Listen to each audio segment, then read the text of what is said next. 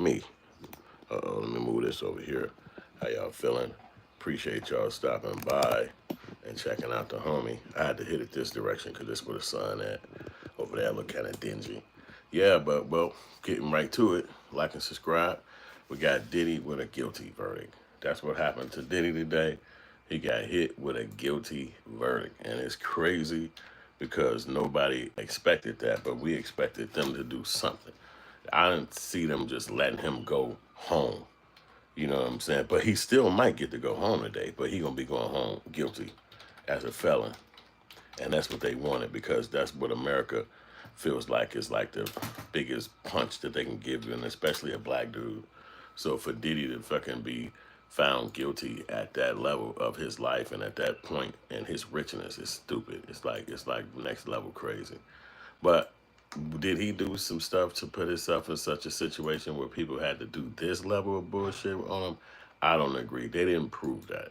They just proved that he had like a domestic violent streak. He'd slap the hell out of a female and get real violent if he wanted to. And he did. So for them to come now and try to seem like that, oh, we just wanted to make sure we got one on him, it's like, y'all so phony. I see what he did with the girl. You know, he was a little aggressive and handsy and all that. But for 11 years, it's a lot of black women that wouldn't have put up with that long. So for these chicks to stick around 11 years with somebody, that's a lot of telling right there. So these weak jury people, they couldn't see it the way I saw it. They saw it the way they saw it, and they looked at it like Diddy deserves to go to jail for his relationship with those chicks. And I just beg to differ on that. You know what I'm saying? And so guilty does mean that he can go to jail. That's really what guilty means. It's meaning that the judge is going to pop up now and give him a sentence behind his shit. And then whatever that sentence is going to determine how much time he do. And that's where it gets kind of shitty. You know what I'm saying? Because it's like, did he deserve to go to jail behind dating these little whack bras? Because that's really all it is, man. You're in a relationship with some chicks who don't like you. You know what I'm saying? You don't be knowing that shit. You just thinking that, you know what I mean, you dating some bras and they got the body, they sexy, they contacting you, she responsive to you.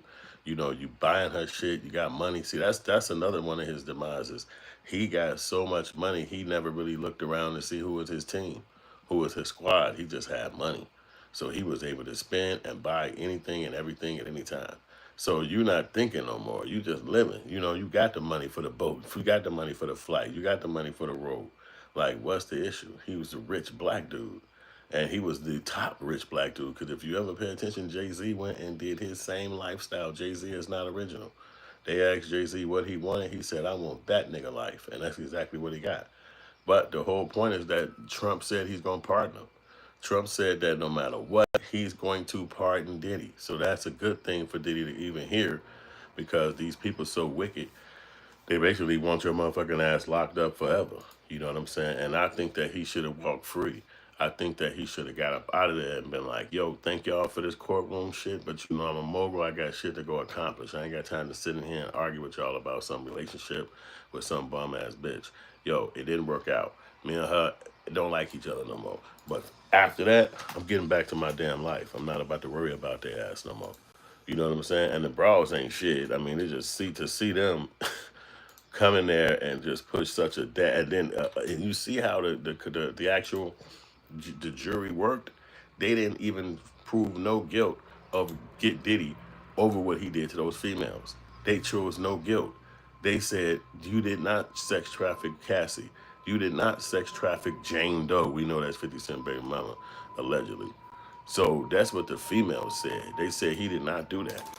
You know what I'm saying? So it's just crazy how that even though we know that he was in relationships with them and the girls came to court to try to get him locked up, they was the main witnesses. Man. So it's like 2 counts he got found guilty on, and that's basically transportation of a female. And he did that. You know what I mean? I can't diss them for saying that because with his rich money, it was easy for him to fly somebody out of town. It's easy for him to get somebody to come pop up where he wants them to be. And so that right there is what he basically is going to jail for, because he basically had money for yachts, he had money for planes, he had money for transportation. And so the bros jumping in the flight, they riding with him, they looking at it like, I'm finna go with you. You the money, you got the money, let's go. So he popping up with the females, taking their ass here and there, flying to meet me in out of town, meet me overseas. And that's all they really had to do was come in there and confirm that he met them out of town. He met them overseas. By doing that confirmation, that showed the world that he was up to no good and they could do what the fuck they want to do with him, which they did. And it's like crazy because these supposed to be jury of your peers. And they supposed to look at the case and say, you could. Yeah, I sad for him. But I don't know if he's going to go to prison. And I guess that's the question. Is like, so if this is first offense, this is first time getting caught up in a bad scenario with the courts, jurisprudence, the police on his head. Now, does that mean you get to go to prison and shit? Is what these ladies and girls said about you, that they have legitimacy? Because it looked to me like their ass was lying. You know what I mean? But obviously, if the jury said that they was lying, they was lying. But the fact of the matter is that he still might get some time, because now you got the judge who's going to sit back and say these statutes carry this amount of time. Each one carries 10 years. So if you got 10 years that the case carries, that's between 1 and 10 that you can get. Now, obviously, for a first offender, because he ain't got no criminal record. This is why all this was some farce, some bullshit. He ain't even got no fucking criminal record. This nigga was like a legal person just living his life, and they jacked him up because of how he was kicking it with these whack bros. But these whack bros wasn't his friend. They was trying to make sure that they hit him over the head so that he can go down forever. And him not really understanding the game or not knowing, he trusted him. He trusted these bros and gave him his love, gave him his everything, just so that they can come to court right now. And because if those girls would have had his back, I don't think the prosecution would have been so dogmatic towards him.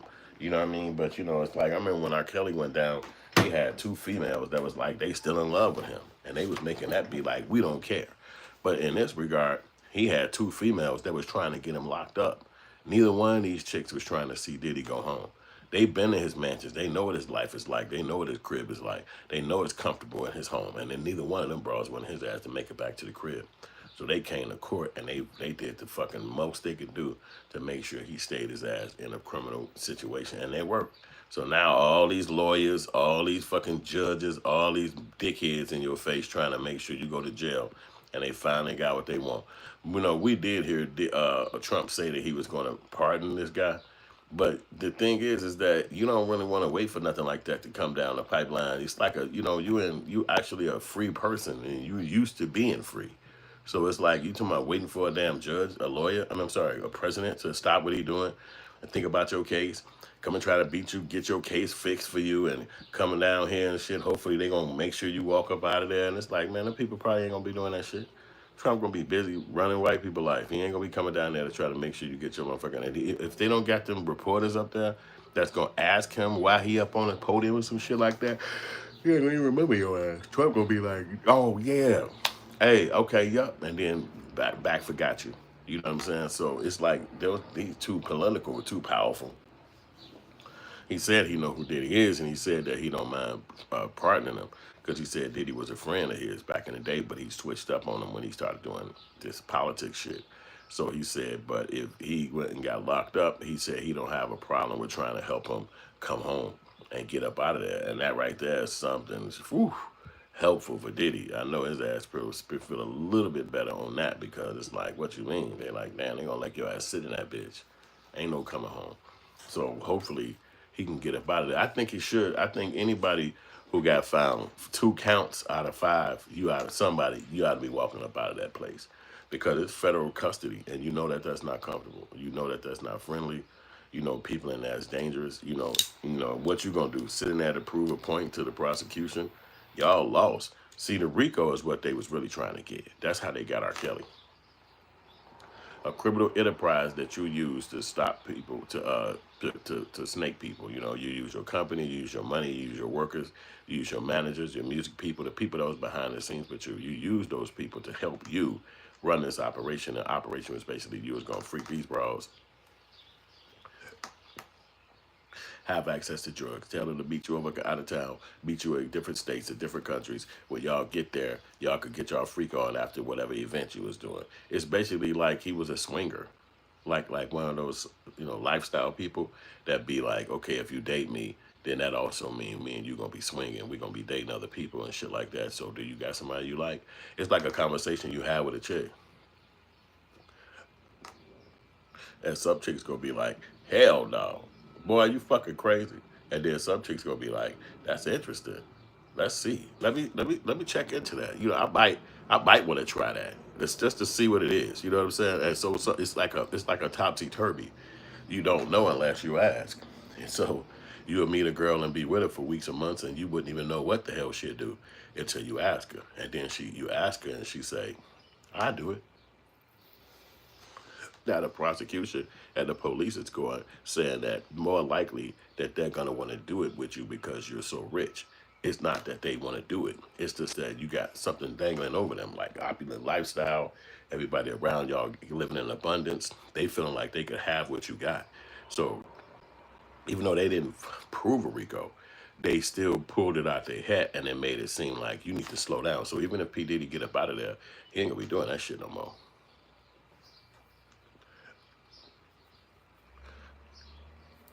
We got Sniper, we got Stella, we got 30. What's popping with y'all? Stolus, what's good? I see y'all came over there high back. Yeah, so it's just crazy how that dude did his stuff so crazy. So high. What's good? Snipe, I see you. Yeah, he looking at jail and he gonna go to jail. I mean, the thing is that he's so rich that we gotta kind of see how it play out. It might have happened already. Let's see. It might have happened already because the fact that he beat the major ones, he might not go and do a lot of time, but they still might give him some kind of time. The file, it's been 6 weeks. Them people didn't want to sit in there no longer, still in dealing with this damn case, trying to figure out if this nigga was a criminal or not. They got tired. You know what I'm saying? Like, I don't feel like doing this shit no damn more. And, and rightfully so, because that's just boring to be in a fucking courtroom every day like that, dealing with somebody's case. You know, fucking well, he was guilty of something. You know what I'm saying? And whatever he was guilty of, there you go. So I say Jay-Z need to go to jail.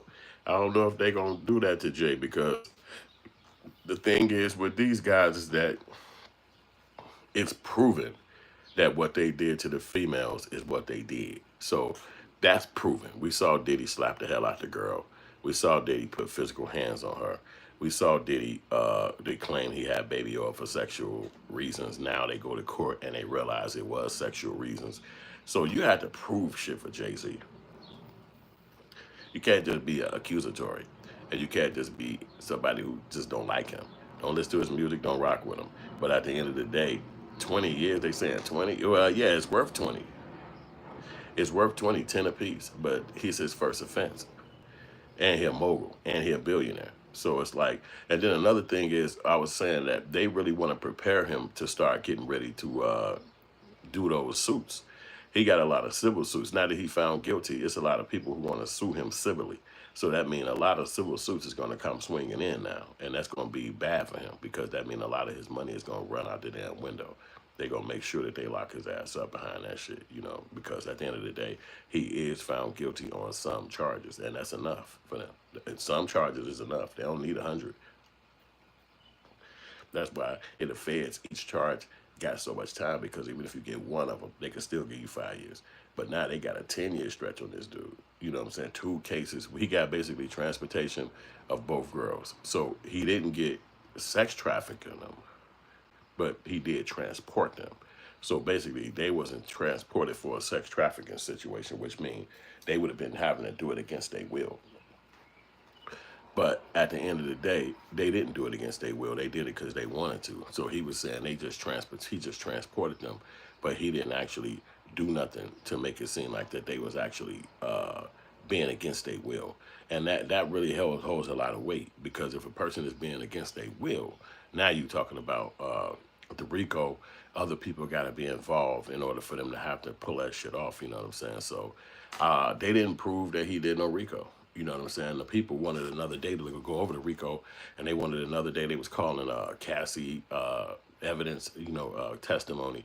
They also wanted to see the testimony from other people, like one of the first people who actually was there, witnesses, and he was he testified against Diddy. He was one of the sex workers. They wanted his testimony. So they went around a merry-go-round trying to get as much information as they could as jurors. And when they went in there, they decided unanimously on the ones that they decided on. And it wasn't that they was going to let him walk out of there free. And that's what I thought. You know what I'm saying? Sniper say there was so many witnesses they couldn't use, could have used and didn't. Yeah, well, they felt like on the prosecution side that with those females talking, that was heavy enough weight. It's just that the jury didn't agree. The jury said no because those girls was with him for long-term statements in their lives. They said it themselves, and he was still paying one of them rent. He gave Cassie $20-30 million. Like he was probably a bad boyfriend, but a lot of girls would have took what the fuck he gave.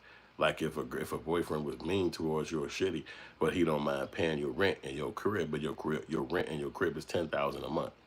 Like who the fuck living in the crib for $10,000 a month? $10,000 a month. She ain't got no job. She just dates celebrities. So that means while he was locked up in this jail, he was still paying her motherfucking rent. That's real playboy shit. Because most times motherfucker would have been like, nah, I'm out.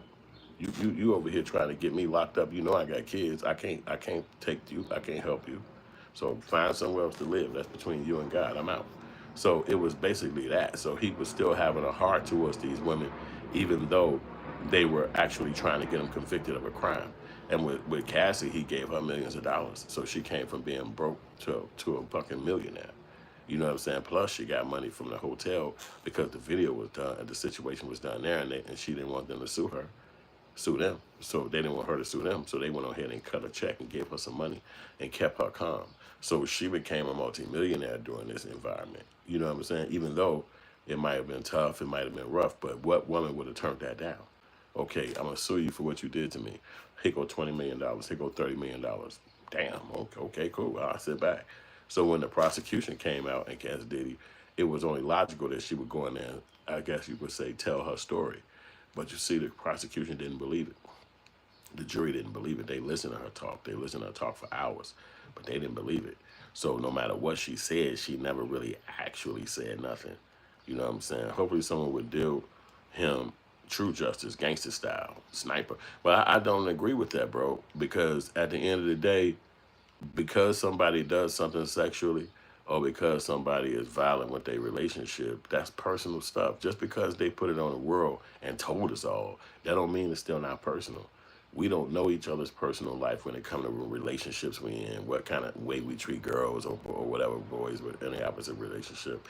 We don't know that, and it's not our business. It's not like somebody gets online and go blow by blow about what they doing in their relationship. And even if they did, you wouldn't probably believe it because it's illogical that somebody would get up and go tell their whole relationship to strangers. So for him to be caught up and put in the courtroom, and now we know, that don't to me determine he should be dead or killed or hurt or maimed because of what he did in some relationship. It's like, okay, that didn't work out. Most people are going to find somebody else and move on, no matter how the last relationship was. It's like, that wasn't right. Well, okay, new relationship. This what I don't want to experience. They're going to just tell the new person what it was like being with the last person and how they don't want to go through that. The new person is going to feel like, okay, let me make sure this person realizes I'll never treat you like the last person did, hence a new relationship. So these things happen daily. It's not everybody going to mesh and be perfect in a relationship. Did he overstep his bounds? Hell yeah. Did he go too far? Yep. Why? Because he felt like he was a mogul, he was untouchable, nothing could happen to me, and so the government brought him to his knees. And now he finna sit in the jail cell. Well, hopefully he'll bond out. They'll give him a bond. It's less likely they will because he's black, and they feel like you're a criminal now, and so when you get convicted, that means that you're under our jurisprudence. That means you're under the remanded into the federal case until federal custody. We don't have to let you out. You basically ours now. We just basically figuring out what number you're gonna have and then what location we're gonna send you to. So now federal probation, do they do that? I don't know. Do they do that? It's something they had to figure out. Do they give federal probation? Do they give federal probation for 5 years? You know, and then how is he going to be you know, federal probation is going to be so damn strict that you're going to fuck around and fuck it up anyway and go your ass to jail because it's federal probation. Like, it's like you might not be able to sit still and do everything to the book. So it's probably better to just be like, give me my 3 years and let me jump my ass in the game and do my time. You know what I'm saying? Okay, you gave me 5. Let me start going and do my jail time so I can get this shit out the way. It's ugly, it's hurt, it stink, it's fucked up, but you've been sitting in jail already 9 months. You know, a baby can be born in 9 months. So go ahead and just take your time and just be like, I gotta sit my ass in. Because you imagine going to your mansion, seeing your bedroom, seeing your upstairs, your downstairs, your foyer, where you leave shit at the plants, you leave your shoes, you leave your clothes. You might smelling your cologne and shit, or getting in the back room, one of your special rooms that's just for you that you don't let people in, and it's your little spot. You go in your little man den, and you like, damn, that's right, I left that right. Oh shit, they came in here and knocked all this over when they whatever raided the crib. So this is what you don't want to see. You want to just go back to your fucking cell and then start your time. So you don't have to see your family and see your friends, everybody hugging you. I love you. Oh my God. And you got to still go. It's like, oh man, it's going to be a lot. So it's like, just go ahead and just post up and be like, give me my damn time. How much I got to do? As long as they don't try to rob them with time, like you doing 9 years, you doing 14 years, you know, some ignorant shit like that. Because you got to think it's still his first offense. And it's still light prison time, light thing, transportation. You know, they did that to old boy back in the day, Jack Johnson, when he had married a white girl, and he wanted to take his white girl to another state, and they hit him with that shit. 1920s or 30s, whatever. The Mann Act, saying that you can't take a woman across state line for sexual pleasure. But remember, he was married to her. Diddy wasn't married to none of these chicks. So it's like that's an easier way to convict him for it. Back then, dude was getting 5 years for that crime, and he had to go to jail too. Jack Johnson, back in the 20s, he went to jail for that shit. He was already married to a girl, but since he was black, she was white. That's the problem. So he got locked up, came home. I don't know if he kept fighting. He probably did. You could do your own research on him. But that is what he got locked up for. So now when they pull that same crime type conversation out on Diddy and say the Mann Act, and he got convicted twice for it, which is basically just transportation. You know, you just transporting them. You know what I'm saying? Dude and them got hit back in the day for, I think it's transportation as well for him, because back then they was in trains and buses, but he was rich because he was a boxer. So he had money for a car. He had money for the train. You know what I'm saying? And that's why they was able to pop him off. So with Diddy getting popped off, he got the money, he got the dough. It's the same thing. You have money to pay for transportation. You have money to make sure these people could jump on the road and go. So it's your motherfucking ass who got to go down for this. And the bros was all like, I don't know what happened, because they couldn't get the chicks for him doing, they couldn't get him for doing bogus stuff to the chicks, because these are choices. Like if you want to be in a domestic violent relationship with somebody for 10, 12 years, it's kind of a choice. It might not be for everybody, but it's your choice. You do what the hell you want to do. So it's the same thing. He was basically making decisions and making moves. And the women had their own decisions to make. They just didn't make the right decision. So they're claiming today. So now they're claiming that the decision wasn't to stay, was to leave, but they never left. So it looks kind of suspect that you changing your mind so deep into the game. You see him up against the gun. You see the cop prosecution got him sitting there stuck. He can't leave out, handcuffed. He's sleeping in the back. They got his cell in the back. So this basically pulling out. That's some tea I made. They're basically pulling out all the people who didn't like him. I mean, imagine that. You so rich, you got all these folks around you partying with them, but you never knew they hated you. You know what I'm saying? Yeah, you know, hey, he was wilding. He was wilding. Diddy was. I can't even really blame him, because it's his lifestyle. It's like somebody blaming you for your lifestyle today, whatever you choose to be like. And then they just, and not just anybody. I'm talking about the court of law, the federal people. They get to be mad at you for how you walk out the house, how you jump in the car, if you jump on the train, who you talk to, when you get back, what you watch on TV. Even though that seems simple, they literally gonna highlight it and put it way big. So then they started saying at 7 p.m. they pop on YouTube and they look at this HBO series. Who the fuck does that? It's really simple. Who cares? But the way they're gonna conversate it and manage it is gonna be like, oh, this is some sinister criminal shit. We could all believe it. we could all believe what they saying, but technically it's not going to be all that criminal. It's basic. Anybody and everybody do this. That's the relationships that Diddy had with those girls.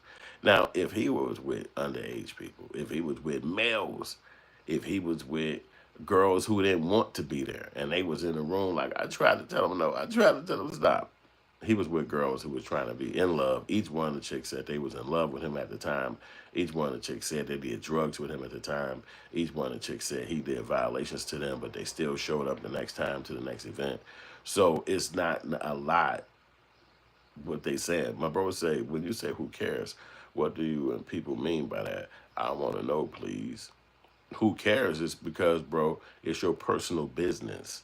And just like you in your own life got a lot of personal stuff, and you would assumably think, who cares if it's my business? Why would I care if you find out about it? It's my life. You know what I'm saying? He says, got to be some guys that say they woke up with some pain in the hey, but look, even still, if he was a gay person, who cares? That's his personal business. That's not our business. They even got parades.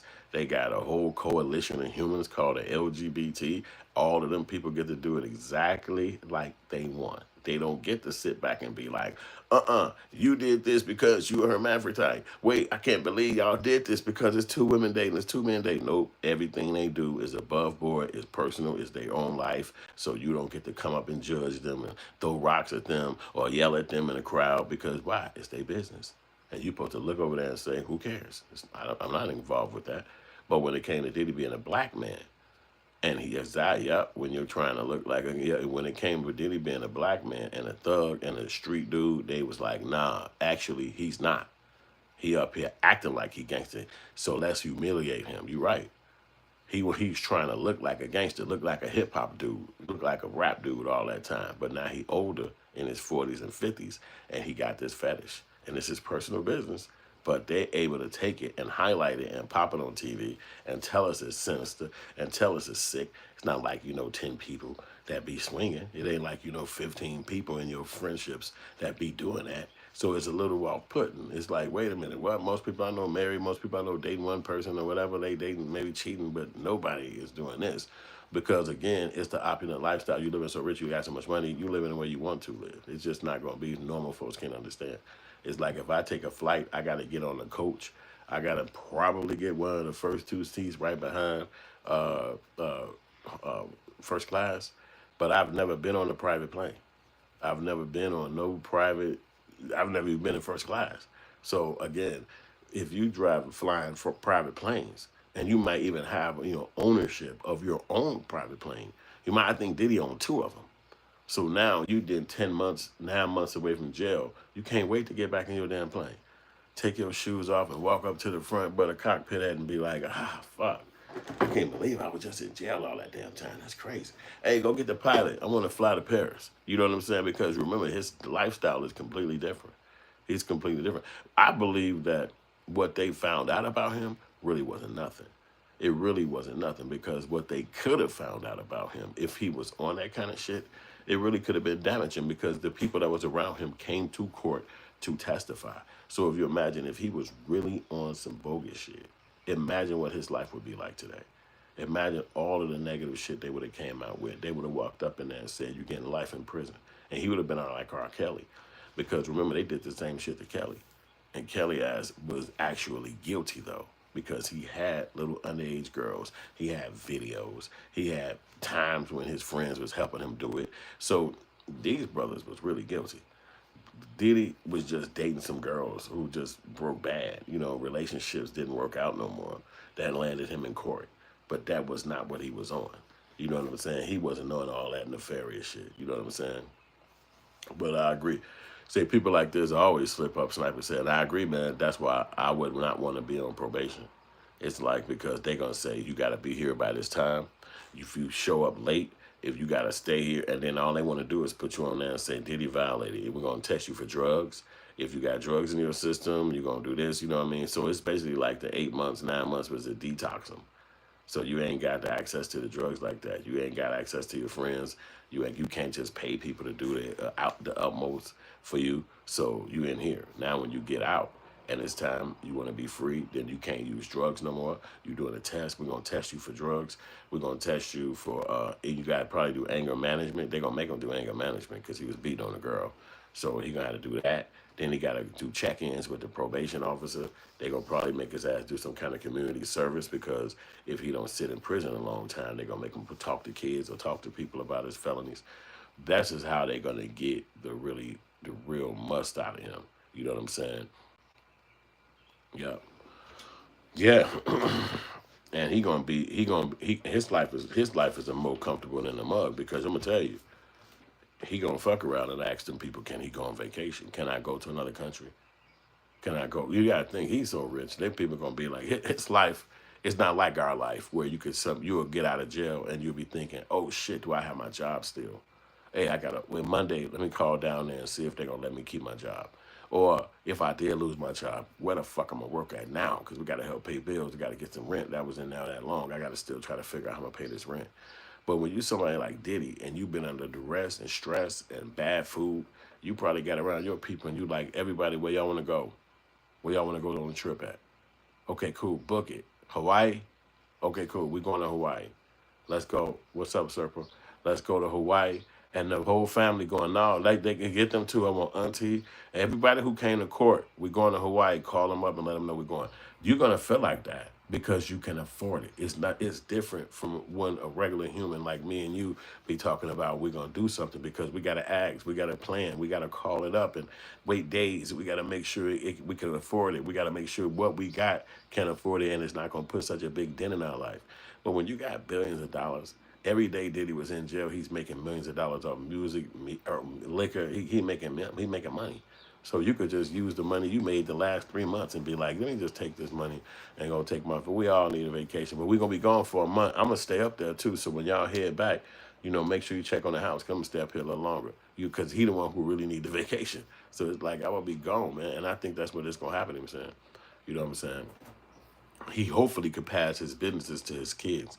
This is right here a wake-up call about how you got to be more thinking like a businessman because, the guy is not that smart if he doing women like this. So that means he could actually lose his whole empire. They'll come at him again if anybody ever made another claim on him or did something like that, and they'll be trying to take his empire from him. That'd be like you're not bright, bro. You're not bright. You saw what they did to what's his name? The old dude. He's before my time, no, but OJ Simpson. You saw what they did with him. They put OJ Simpson ass in jail eventually because they came at him the first time. He wasn't smart enough to learn how to be cool, lay low, don't be on the radar, don't get people on the rise. He still jumped in the game and wanted to be moving around. Next thing you know, they set him down. So P. Diddy, I think they might want to sit him down because any of those events where people be out doing shit, he gonna want to be there. If they got events like, oh, it's an award show, it's a music festival, it's a fucking concert, it's how he do his music. So he gonna want to show up. Or he gonna want to drop another album. Because that's what I would do. If they let me out and I knew I had to go sit down, but I was a mogul at his level, I'd go in some fancy studio and I'd just fucking make me some songs and be like, maybe make a couple of videos and then be like, sell that shit while I'm gone. And sit my ass down and just do my little jail time because they're gonna try to give him some jail time, and that's what make it unfortunate. You're never gonna see a fully successful black man. It don't really work like that. So he gonna go to jail and get locked up for his time of being successful. Just because he was successful, now you get to go to jail for that. And even if he was a young dude from his neighborhood back in the day, and he was just a street nigga, and he was like pants sagging, dreadlocks, don't get no fuck about nothing, he still would have went to jail. He still would have went to jail. So you mean to tell me you would have went to jail if you was a street nigga from the hood and you ain't had nothing? You still going to jail as a fucking mogul? It's like that. That to me is just sad, man. As Gravy said, the women should be charged with prostitution if he was charged with pimping. Yeah, but they don't do that. They don't do that. They don't do that, bro. They look at your situation and be like, and those girls, they're going to get immunity because in order for them to come and testify and say all the stuff they did, which was believable, the stuff that they claimed he said. And now, if I was him, I probably would have got up there and spoke on my behalf And that's something to question too. Why do people, when they're in such a situation like that, why they don't jump up and go speak on their own behalf? Why do you let somebody else talk for you, which is a lawyer or whoever, and you just stay back quiet? I do not understand that. It's like, for me, I would want to get up there and be like, man, what the fuck you just say? Hold on, hey, no, I don't care what you ask me. When fucking 40 minutes ago, yesterday, that lady said some bullshit when she said that. I'm not finna sit here and let y'all say that shit against me. And I'm sitting in this damn courtroom right here listening. Hell yeah, ask me whatever the fuck you want to ask me. But the problem is that, yup, Snipe, he's not clever. Yup, you said it. Because as soon as he get up there, he gonna be all thumbs. He gonna say the wrong thing, and they gonna say, "Did you hear what the fuck he said?" That's all we needed right there. Yep, you ain't never lied. He gonna sound like a damn fool, and them people gonna say, "See, that's your problem, man. You ain't able to fucking be smart. You not. I told you the thinking. Yup. The people around him are yup.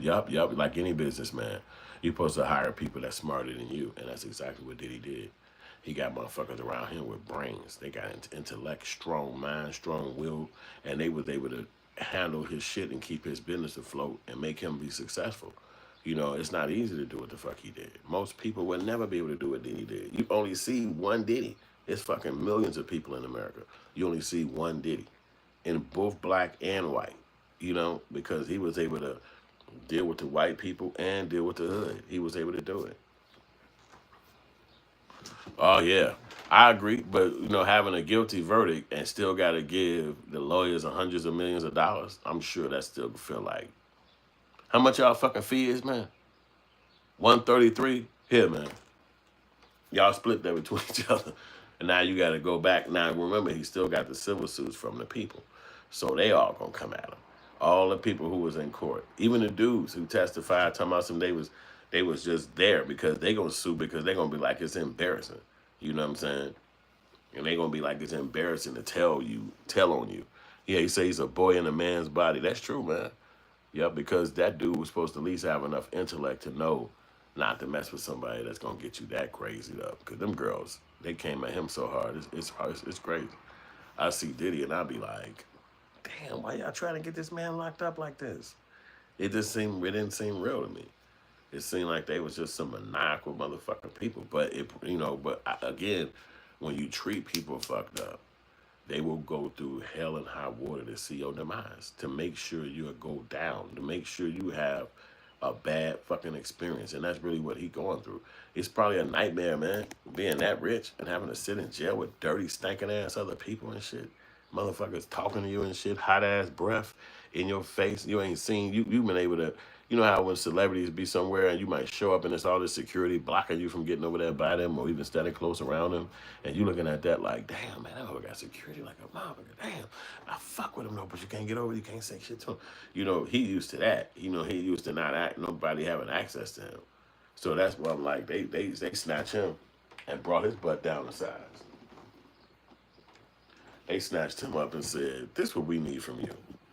Jail time. And that would run me crazy, man. I don't know. That's why I said the best part is about trying to watch how you treat people, because that's the part that he gotta really face. He gotta face the fact that he was treating motherfuckers bogus. And that's really what that is. You know, he's dealing with his own activity towards people who he knew. You know what I'm saying? Like if you was really like a bad friend, a bad homie, and you treated your friends wow. And if you a bad friend and shit like Diddy was, you ain't really the best homie and shit like that, then that's basically what he dealing with, being a bad friend. And as a bad friend, you see the results. The people, they ain't going for it. And people looking at him like he a damn devil. It's like, man, you waited all that time to be successful just for some people to play with you and shit like that. I wouldn't even want to be rich no damn more. You know, that shit, you know, you got to have a strong mind to even go through what he dealt with. Because that'd freak me out to the part where I'd be like, man, I'm mad as hell. I hate this. I hate being rich. Like, you gotta really have a strong mind, because that'll pick me up. I'd be mad being rich, man. Like, you mean to tell me these people just make these claims against me and have my ass locked up like this? What about my family? What about my kids? You know what I'm saying? I mean, you know, but again, if you know that you was doing these things and the girls could do some shit like that. I think he should have stopped at a certain point, or he should have just met one girl and let her be the one that was doing that shit with him. But when Cassie and him broke up, he went and found another chick, and he told her the same thing. This what I like. And old girl was like, I'm with it. Let's do it. That's the one that's 50 Cent baby mama. I don't know how 50 Cent gonna talk to her again in life. Like, she embarrassed 50 Cent to a level that's not even real, man. Coming out saying all that shit about, you know, and that's his baby mama, so that meant he must have treated her bogus for her to even fuck with Diddy. But, you know, relationships is rough, man. And then these niggas be so rich. You know what I'm saying? Like, you know, they really make money. Music, a lot of money can be made in the music industry. And that's the truth. A lot of money. Because these guys, and they're not just in music, because they're able to parlay themselves into other ventures. And so they become extreme rich, like P. Diddy, like 50 Cent. But both of them got the same problem.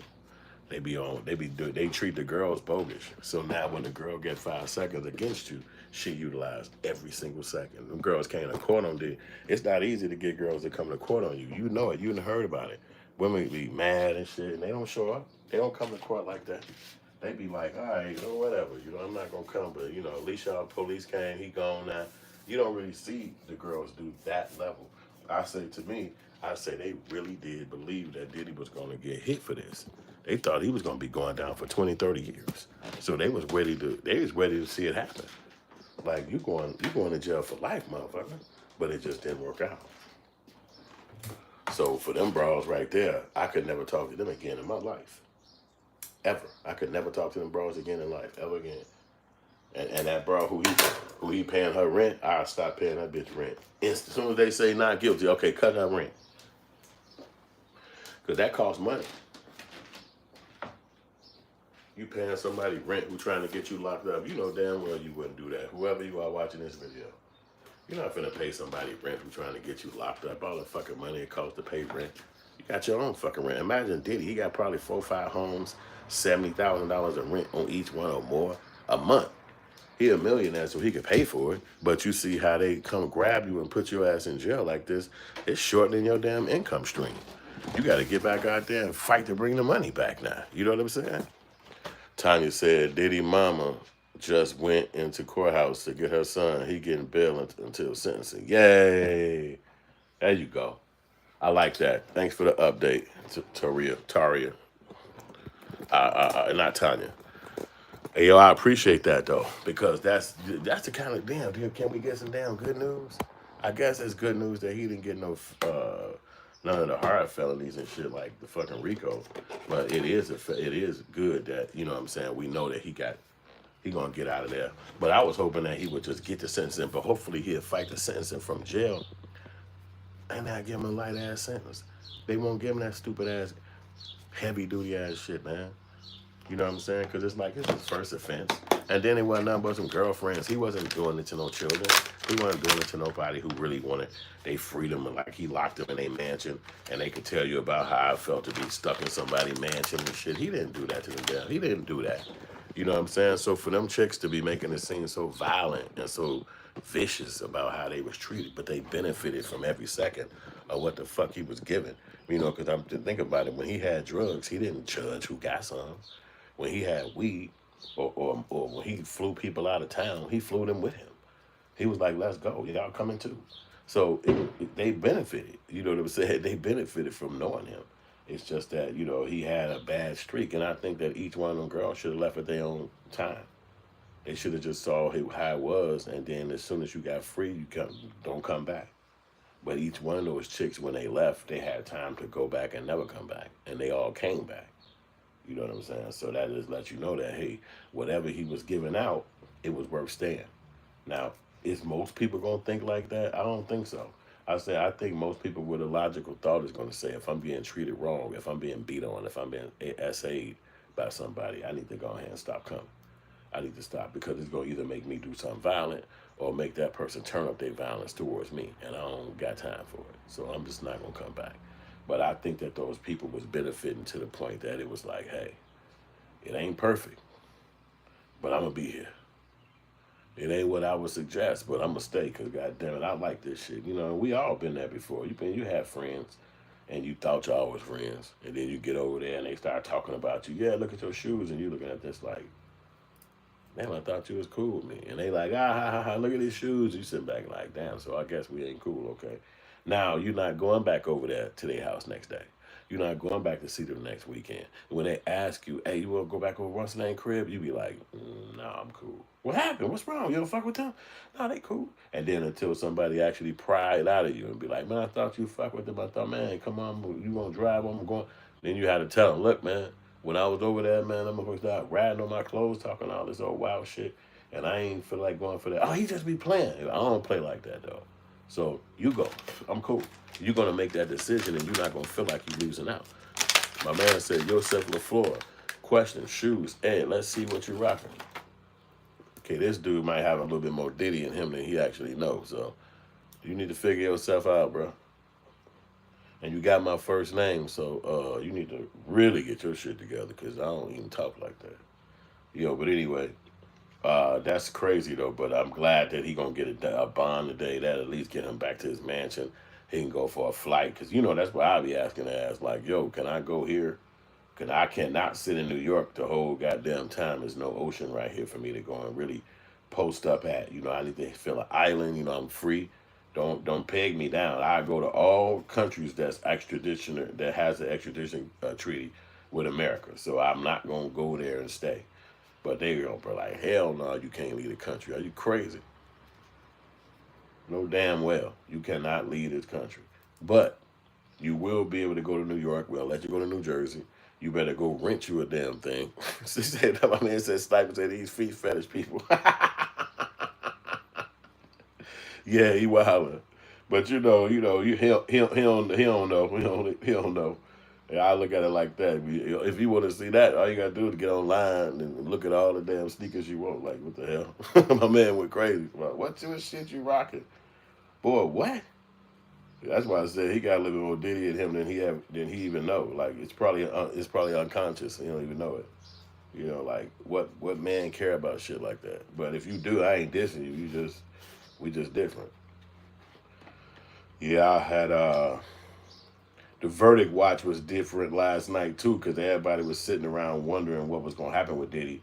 Last night was really like sitting on the edge of this, and then the people was making a big conclusion saying that these people are not going to be still deliberating when it comes to this 4th of July because it's like a holiday for your family. You don't want to have to come back down here after the 4th talking about so what the hell gonna happen with Diddy. So let's just figure this shit out today. And then they figured that thing out. And that's what I was grateful to see. But, at the end of the day, he's still going to do some time. He's still going to sit his ass down. And again, this is a message to anybody. Because, they got an old boy like that, Weinstein. He got a RICO. He was doing all that to the actresses back in the day. Really overzealously trying to get sex out of them anytime they came to try to get a movie role. That was the way Hollywood works, succinctly the way they were saying it. But it's one. You learn this when you get a certain age. I think I was in my mid-30s that you can't really take off of what people say about things because most times they've never even had the experience, and second times they're only telling you something that they heard and they're afraid of, but they never had the experience. And then you get there yourself, and it'll be shit like what the hell they were saying. It'd be completely different. None of that shit was true, and you'd be like, man. How the hell did I listen to the motherfuckers who tell me about this? And I think that was that scenario. But Diddy, he did put himself in a scenario where people get to make decisions on his life, and that's probably the first time he's ever had to do this. Because remember, he was in his 20s when he made it out the way. When he started actually making it in the music industry, he was in his 20s. So you fast forward from your 20s all the way to your 50s, and that's 30 years. So that's a long time to not ever have to listen to what nobody got to say. It's all you. You know what I'm saying? Yeah, I see that now. We'll say it's chaos in the courthouse, but hey, that nigga trying to come home, man. And a lot of people want him to come home because, it's not where a lot of other cultures could understand the trauma that black people live with inside America, inside the jurisprudence and inside the courtroom systems. You probably wouldn't be able to understand it because you're not from here. You're not black. It's all and then the white people, well, not all, but some make it seem like it's just a complaint. Like, oh man, y'all just always complaining about some shit. Y'all always complaining about some shit. And then you just be like, in your own mind sometimes, like, damn, I'm fucking complaining. We just make it. But then you keep living and then you keep seeing shit over and over. And then it's like, damn, happening again. Sometimes it happened to you. It's like, what the fuck is going on? Oh, this the racism shit that I've been hearing about my whole fucking life that I keep believing ain't happening, but it is happening. But how you stop it? But why is it happening? It's just the shit like that. So it's like this tug of war in your mind as to always wondering, is this racist right here? Is there some racial shit going on right now? Because you know you deal with that a lot in America. So when you see Diddy getting such attention, such a brick thrown at him over sexual shit, I mean, it's so basic. And it's like really what they always do. He said, I'm white, laugh my ass off, but I hear, yeah, well, you also from Europe. So that's the different kind of white person. You understand what I'm saying? You from Europe. These motherfuckers over here, they from Europe, but like a fucking 400-500 years ago. So they got their own mental psychology over here, and it's fucked up. You know what I'm saying? When it comes to black people. So yeah, that's good. You know, and hence the point. I'm probably Nigerian myself, but the way the white folks work over here, you had to give up your culture and your fucking knowledge of your language and your old thing in order for you to be considered Americanized. So when you see the other cultures come to America today, well, because of the immigration shit, and they all got their own language, they got their own food, they got their own cultural reality, and you sitting back and all we are is just many white people with dark skin. We don't know shit about our culture. We don't know shit about where we from. All we know is what white people told us. So we're not really privy to the other understandings of the world. And now today, white people turning on those other cultures, and you got the Hispanics or whoever the hell they are, and all of a sudden they immigrants and they got to get the fuck out of America. So we're seeing it happen today, where white people are switching up on the other cultures. But for the last 50 years, they've always had an opportunity in America that if you come to America, they're going to catapult you above the black race. Now, you can look at them and say, them niggas because I work, them niggas because I went to school, them niggas because my parents came here and they opened a business and they were successful. Fuck is wrong with these niggas? So you never really see the racism that goes on because you just basically came here on top of it and you was able to flourish. So we came and stopped you because we not the white people and we ain't you. Yes, y'all personal relationship, you do the fuck y'all want to do. But now it's changing where everybody like, hey, black people, we need y'all to help us fight, man. What the fuck going on? And it's like, well, now you're getting a chance to see how white people kick it. You know, you thought you was in the in crowd with them, so hey, we can't fight with you. You got to figure that shit out for yourself. You didn't fight with us. You looked at us like we was crazy. You said y'all motherfucking ass had came from another country and succeeded, and we didn't. We was lazy. So now y'all figure out what kind of fight y'all got to do. But when you see some shit like Diddy going down, it just keeps triggering that historical thought of why white people have such a vendetta towards blacks. And I initially thought that. This was my first thought. I was like, damn, these white people just can't stand our motherfucking ass. What the fuck, man? The real question is, did he do any of these things? So then can it be racist? Then can it be like, is this person really a racial person because they bringing him down for this shit? Is like they throwing bricks at him? Is R. Kelly really being racially discriminated again if he fucking with underage girls? Like it's a delicate balance. And obviously the question is, to me, no, it's not racist. It's bogus that they have to go down like this, and it's bogus that they got caught. But if you're doing some of these acts, it's kind of foul. You know what I'm saying? And not nobody gonna really look at that shit and be like, well, it's just him. He's just rich. It's like, nigga, I don't give a fuck what you is. You bogus. And if it was a white person doing that thing, like when they said white people was raping the slaves and molesting the women and raping the men, all that shit is heinous and sad and fucked up that it even had to happen. But it's reality. So when you know somebody like Diddy and them, they not utilizing their blackness to me in the right way. You know what I'm saying? You want us to believe that you some mogul or some intelligent person that's smart that could bring money in and you're an earner. But then this what you do to the chicks. This what you got going on in the bedroom at night. We wouldn't know that. It's not our business. What do TD Jakes got going on? What you got going on? What I got going on? It's private. We would not know what another person's doing in a relationship unless they want us to know. And then that's the LGBT thing, where the people actually walk around letting you know, hey, I'm of this, I'm of that. It's not even hidden. It's like out in the open. Who give a fuck how you feel? This is what I am. And so that's why you had to deal with that understanding of the people. But for him to be outed, for him to be busted out, and now it's like you love these girls or you love these men or you do sexual relationships like this, Okay, cool. They busted him out. You know, celebrities don't really have privacy, so they can definitely do that to them. But to me, what make it crazy is that they gave him the same 1-2 step as they've been giving black men in the history of America, and that you got to go to jail. So because I like to have sex with this girl, or because I like to watch my girl have sex, or because I like to stand to the side and when she has sex, I might pleasure myself, that's criminal. Well, we didn't want to do it in New York. We said we wanted to go to France to do it. We wanted to go to Texas to do it. Well, how is that a criminal act?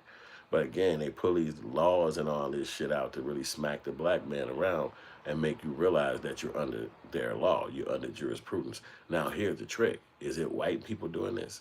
Is it a white guy doing this anywhere in America? You wouldn't know because it's private. His personal business, what he doing with a girl, ain't everybody fucking business.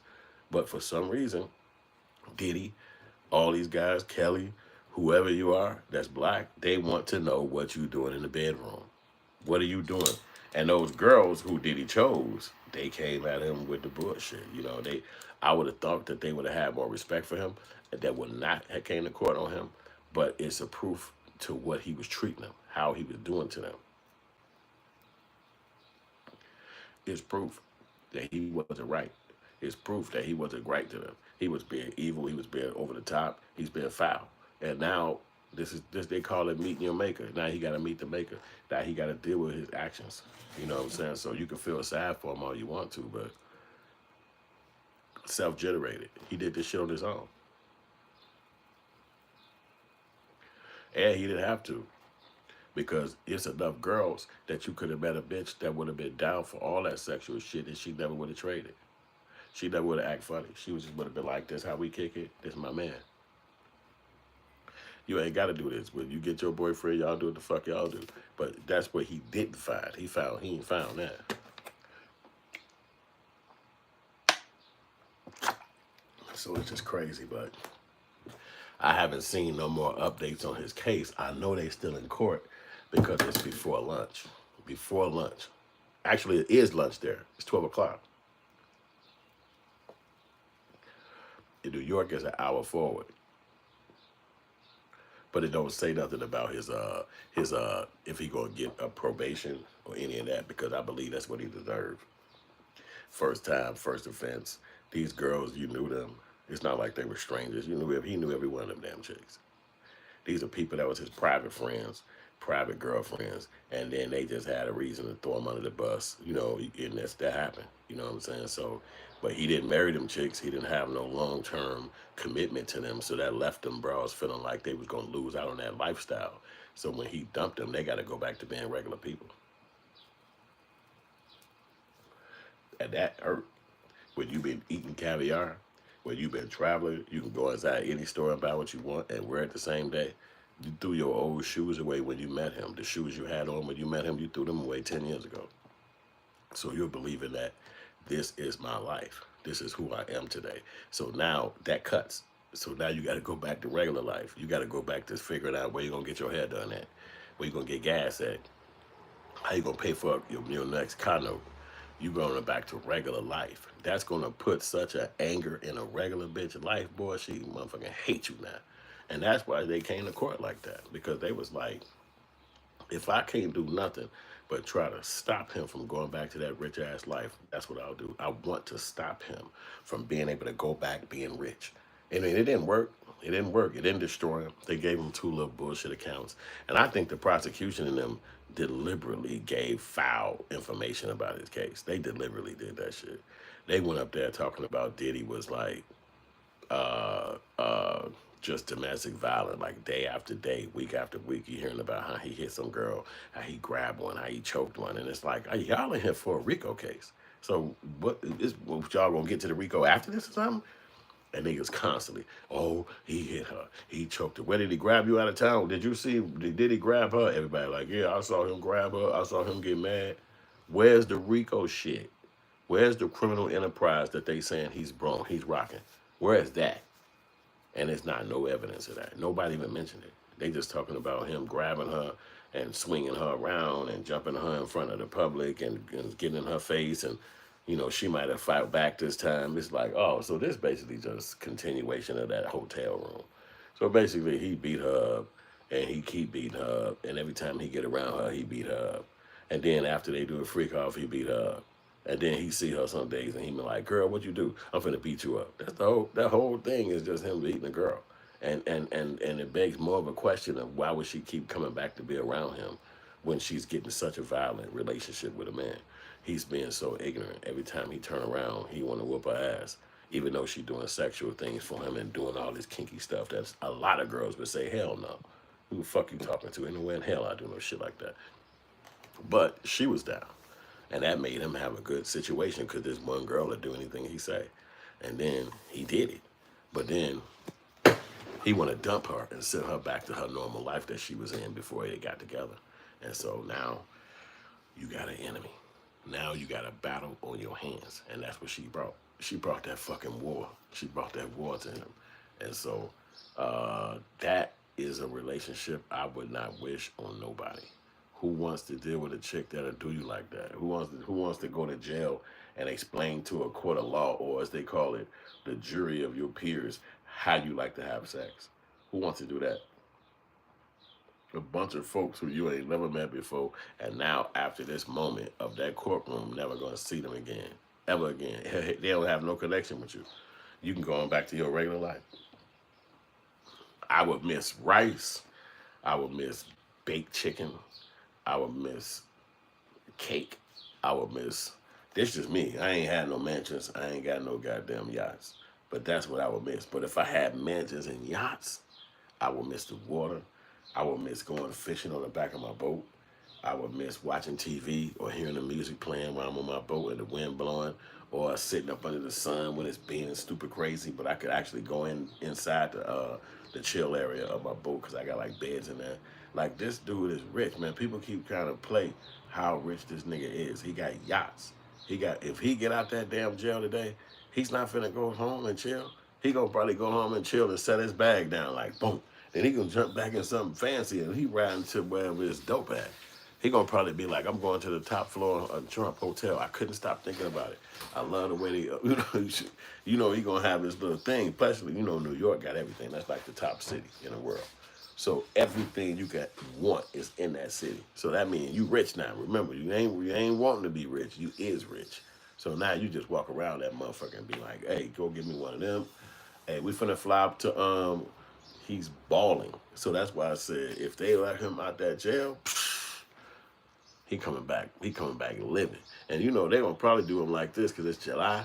So that means your sentencing gonna be like November. They'll do you like that. They will literally do you like that. Your sentencing will be around Christmas, around Thanksgiving. And this means you was sentenced, and that means they taking you into custody. You start that day. But you'll probably finish out 2025 free. And then they'll hit you over the head around November and hit you with the 2-piece or the 3-piece. He's still rich. He probably do 10 months, probably do 3 years. And then he come up out of there and be like, don't play with me with no felony. Because I think even giving him a felony is not going to be a problem.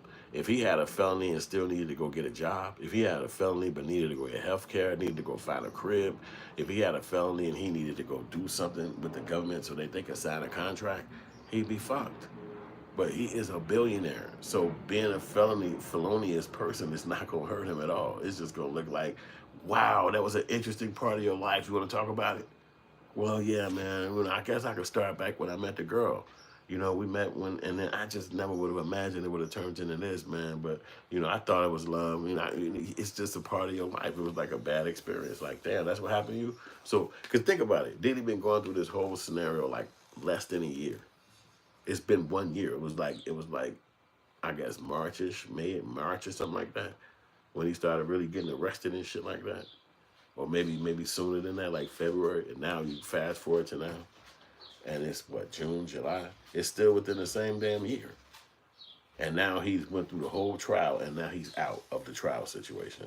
And now if he get his sentence, he'll be then went to court, went to trial, got sentenced, and started his jail time in 1 year.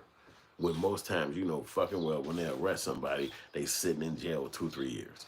When damn well if they give you the conviction, they gonna lock your ass up that same day. You getting your sentence that same day. Okay, guilty. Okay, you gonna do whatever, and you get it that day. It ain't no delay. It ain't no pushover. It ain't no, because by the time they put you in court, 2 years been passed. You, by the time you actually sit in the courtroom with your lawyer to deal with your case, they been went 3 years. Talking about some, it's more time for discovery. We can't go to trial yet because we're doing more discovery. You sitting back like, bitch, I'm doing more fucking, I'm tired of being in this fucking jail. Okay, how much time do you need? Give me 60 days. 60 days? What the fuck are you talking about? You telling your judge, your lawyer, like, hey, tell her no on that. He like, that's okay. It's okay. Let them prepare. You like, what the fuck? You know what I'm saying? So, but Diddy didn't have to go through that. He's so rich that when he said speedy trial, he get the government allowance of what a speedy trial is. That means as soon as you charge me, we going to court within 90 days. Ain't no motherfucking 3 years. I don't give a damn what kind of shit you figured out, what discovery you got. We going to court now. Because if they have more time to do discovery on Diddy, now they can go interview people he probably had a freak off with and he was 19. You know what I'm saying? It's been so long. He's sitting in jail 3 years. They can interview people who finally, like, man, I just was in a coma and I realized y'all was going after Diddy. And I have video footage of me. Like, this bitch was in a coma the whole time. Matter of fact, she even knew what was happening. She came out one day before you came. So it's like, yep. Yeah, because that's what happened. They did the lunch thing. You know, they want to stretch it because of the media. People like me give us something to talk about, give us more information to feed y'all with entertainment style so you can be more enthralled about what's going on and informed. Because how else would we know? You know, Diddy been a celebrity for 30 years. And it's like a testament to show you that, you know, like I remember a song was out and it's a perfect song for that particular idea. And it was like, you gotta know when to hold 'em, know when to fold 'em, know when to walk away, know when to run. You never count your money. When you're sitting at the table, there'll be time enough for counting when the deal is done. Now, I know y'all like, what the fuck did he just do? I never heard no shit like that. That came out in 1980, 1983. Yep, Sniper know what's popping. Sniper know what's popping on that. Yep. So this is like when I was a kid. You know what I mean? I'm like 9, 10 years old. And my father used to make us hear the song. Like it was like he was saying that this song is something y'all should know. And I just never forgot it. And I even made a tweet about it one time. And old boy who made it said, what's up? He had clicked it because I was saying that my father told us about that song. And that's what Diddy did not fucking understand. Yo, Sniper say, love that tune. He didn't know when to hold them, when to fold them. Because if you're going to be a celebrity for 30 years, you also have to be knowing when to walk away. You cannot just be thinking you're going to be successstory.com since you born. Because that's not how celebrity work. Now, people who got 9 to 5s, they can be in a 9 to 5 for 30 years. They can retire. They could be in a job for 50 years. They could be at the same job for 30, 40 years. And guess what they call it? Seniority. It's got a beautiful word, seniority. You've been here so long, you got seniority over everybody else who came in this job. But that's in a 9 to 5. But when you talk about the entertainment business, who other than Diddy, and you can let me know in the comment section, has been around for 30 years. 30, since 1994. And here we are in 2025. Who has been around that long? Consistently being in the limelight and somebody who you have admiration for. Not that they're around. Like, we know people like Ice-T still around. LL Cool J still around. But I'm saying the admiration where he's actually making moves. There you go, Dr. Dre. Okay. Yep, Dr. Dre, I get you that 100%. 100%. Yep. So Dre. So it's a handful. It's like a handful of guys that actually still, Jay-Z is one, who still got that credential and that stature and that prestige. Where we Cube, yep. Snipe, you know your shit. Yep, Snipe know his shit. There's no way around it. Snipe know his shit. Facts right there. So yep, Cube. Yep, and it's rare. You see how it's getting light. It's not, I would say E40. Let's just say E40. Even though he's not an actor, even though he don't do much TV shit, he still has that credentiality where he's been around for 20, 30 years and he's still rocking and he still got the name recognition and he still got the credential and the prestige. But that's light. You talk about 10 people or less. 10 people or less that's been around for 30 years. Majority of the people are one-hit wonders. Majority of the people are people who put out music and then they get the fuck out today. Yep. CJ said Jay-Z. Yep, that's what I said too. Yeah, but you're right, CJ. Yeah, say 44. Yeah, you know, you've been around. Yep, that ain't too far off. Yep, 44. I was about a little less under my number. But that's the fact to see that if anybody can sustain success for 30 fucking years, then that mean that they really believe in this shit. That they're really hungry and but he has to also know when to stop. Look at Dame Dash. Dame Dash would almost be around for the same amount of time, but you see the people won't let him. You see the world won't let him. Yup. Yup. Yup, they won't let him. You see, it won't let him. Yeah, I agree. Up Tupac and whatever. Yeah, that's when that started. When people was gonna stick around, because even the artists right before that, Tribe Called Quest, you name it, Daz Effects, Redman, they don't really have that credential like that. Even Wu Tang don't have that credential, because they kind of just do concerts. They don't really do impactful things, but they are around. They make music. They make concerts. KRS-One, he don't have that impact. Oh, those names that we named is the ones that I'm talking about that got the impact and the credential and the prestige 30, 40 years in the future. Diddy was also one of those people, but they was able to snatch it from him. Now, he was having bad problems. Yup, yup. Those guys was hot, but Night Cypress Hill, Nate Hill, Diddy was having issues because of his personal environment. But had he not had those girls around him, he still would be in the game at a high level, and there's no way around it.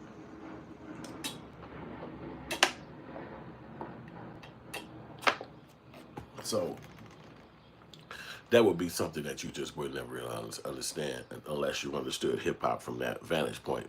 You know what I'm saying? I understood hip hop from that vantage point because that was my era. You know what I'm saying? And I was a hip hop head like a motherfucker. And it's so crazy because as much rap, I said God bless me uniquely because as much rap I listened to, they used to have an underground station in Chicago called HBK.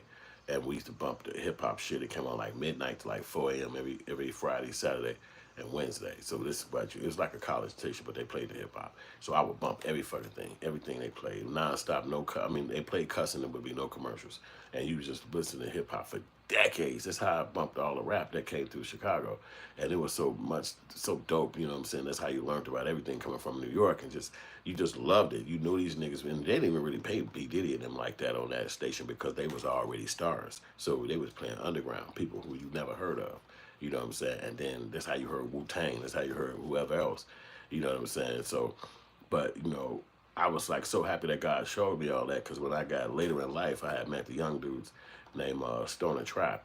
Steve O. Stoner, he was on here yesterday, and they was showing me how to do rap, how to, I freestyle growing up, but I'm talking about in the studio, like when you got the machine and the equipment and all that shit, and then you sitting there making raps. We did that, and then he was like, man, no, it's a hood, it sound dope, your shit sound dope. I'm like, what, nigga, I'm done at 50 years old. He like, no, fuck that, it sound dope, put this shit out.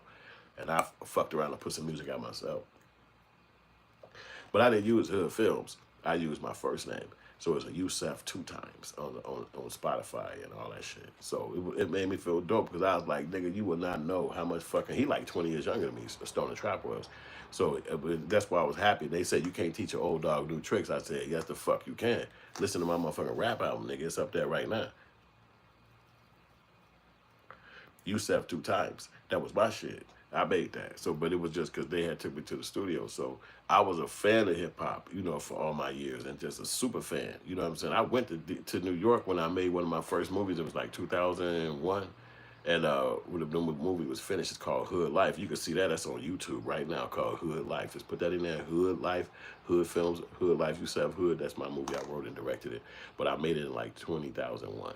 You know what I'm saying? So, but at the time, my homie who was a drug dealer, rest in peace to him, his name J-Dog, he was like, after we finished the movie, he was like, man, we need to take this to New York to go give it to P. Diddy.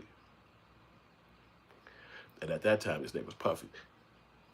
So we was like, what? And my boy was like, nigga, fuck that. We finna go to New York. We finna take this movie to Puff. And I'm like, man, I don't go. He said, nigga, fuck that. Let's go. And we went. And he took me, we went to New York. We drove from Chicago to Indiana, all the way to New York. And we got halfway to New York, the police pulling us over in New York, in Indiana and shit. It'd be kind of racist out there. And they bogus and shit, stopped us. But boy, and them had bogus driver's license. I ain't had no driver's license. I'm one of them kind of dudes in the hood. So make a long story short, they let us keep going. We drive. We all the way to New York. We go to P. Diddy office in Times Square. And me and J Dog, we get out. I'm the director of the movie. He played in the parts and shit. So we go in there, and they got the security downstairs and shit. So we like, hey man, we want to give our movie to P Diddy, and old boy's like, all right, bet I'm gonna give it to him. And that felt like the best ever. This security downstairs, I don't know if he ever did it, whatever the fuck, but we was just like, yeah, nigga, we did it. We drove to New York, and we gave this motherfucking movie to P. Diddy. We high-fiving and shit. And so we leave, and they was like, you know, after we shopping, have fun in New York, they was like, you know, we can go to Philly, because Philly was having a, what they call that shit? Philly at that time was having the NBA All-Star game that particular weekend, but we wasn't in Philly. We was in New York. So they was like, man, you know, Philly like an hour and a half drive away. Y'all want to drive down there? I don't give a fuck. We was there for the weekend. We went down there to Philly at that time. We got there probably at night, so it was like party time. The NBA shit was happening, but it was gonna be Sunday the next day. So we was at a nightclub. We went to a nightclub in Philly, first time. But my homies was kind of scared. They was like, "Man, we ain't going inside. We just gonna parking lot pimp. We gonna stand outside." I'm like, "Stand outside, nigga? 1,000 bitches in there. What the fuck?" So we standing outside, waiting, just kind of chilling outside. And then, you know, in these clubs, they have breakout windows and shit like that. It's like a side window. So that happened where the people was trying to get in, and they had ended up breaking that window down and trying to get inside the club and all that shit. So that scared the people in the club. So that meant a lot of people that was in the club, after they heard that window kind of break on the side, they kind of left. And guess who walked out that fucking club? P. Diddy. He walked out that club with a fine ass bro. We standing up there like, nigga, we just drove from fucking Chicago to see this nigga, but we was in New York. And then we just went to some random club that was just out there, and P. Diddy walked out that motherfucker with some bad bitches. And then like other celebrities was in there too. Like they was coming out, like walking out with bad chicks and shit. Just like we all like studying like the Soul Train. Like we was like just regular people and shit. But by the time the club was letting out, all these celebrity NBA type motherfuckers was coming through, and we was all standing on both sides. We made like a line for them to walk through and shit. They walking out with people like, "What's up, y'all? Hey, hey, hey!" And I'm seeing P. Diddy for the first time, like literally in real life. I'm like, "Damn, this nigga right here, man. That was crazy as fuck." And this was, we had Road to New York, where he wasn't up there, obviously. And so that's like then midnight or some shit at the end of the night. And we was like, "Get the fuck out of here. We actually saw this nigga." We gave the fucking movie away already to the nigga back at his office. And then we had soul tapes at that time, so we didn't have none like Hannah, you know what I'm saying? It was just funny that you would have never. We probably would have took it at that moment. He walking with some bad bitch at the night of a club, and you walking up with a VHS, because that was before CD, DVDs, and all that. "Hey, take my movie." He looking at it like hood life, like what the, man? Come on, man. I'm with a bad bitch, and I ain't trying to be from the hood, but you know, we didn't have a chance to do that because you know they just walked wherever they went, and we was just shocked, you know what I'm saying? But this is like, my man, 2001. You know what I'm saying? So from 2001 to 2025, it took 24 more years for this motherfucker to have a problem. You know what I'm saying? I'm not being like a Diddy. Yeah, some people don't like Diddy. I mean, you remember that. A lot of people don't like. A lot of people don't like Diddy, man. I mean, that's a part of being a fucking famous person. So it's gonna be people who like you. It's gonna be people who don't like you. That's a part of the game. You know what I'm saying? So that shouldn't stop you from fucking chasing your goals or your dreams or being after what you want to become, because everybody ain't gonna like you. It's a part of the game. So even with Diddy not being famous no more or not being liked no more, he's still gonna get his ass up out of there and walk free. And he'll be free in a minute. You know what I'm saying? He won't be in jail no damn more. And that's probably what that's what he want. Niggas just want to be free. Nigga, fuck all that prison shit. You know what I'm saying? But I still haven't seen no information about him actually being let go today. They just really talking about the verdict, and then we'll see if he's gonna get out. That's still to be determined. You know what I'm saying? That's still to be determined if they're gonna let him walk up out of there. Should he walk out of prison today? I would think so. You've been locked up 9, 10 months. That's enough. It ain't like he going nowhere. If you get out of jail, he's not gonna leave the country. He's not gonna jump ship or nothing like that. And they're gonna probably confine him to his house. Yeah, well, since you are on probation, since you get a bond, we're gonna give you a leg monitor so you can't do nothing now. You know what I'm saying? Say Papa shot you to school when Aaron was still Diddy set it up. Yeah, that's what a lot of people say that about Diddy, but I don't think Diddy had nothing to do with that. You know, that was some street shit that was happening in California. Diddy didn't have nothing to do with that. You know, Diddy was powerful, but it's other street shit happening in other towns that he ain't got nothing to do with. You know what I'm saying? And I would say no, Nadas. I say hell no, he ain't no PD. Nope. Nope. Nope. Because them bras would have said something. Those girls was in there to spill the beans, and they didn't mind what they said. They didn't have no cover up. They didn't have no chill. Whatever the fuck they felt, they said it. So that's why I would say he's not a PDF, because those girls didn't say that. You know what I'm saying? They didn't say that, and they would have said it. Yeah, me too, Snipe. I remember being 23 when that happened, boy. My cuz came to my crib, and I was like, "You heard this yet?"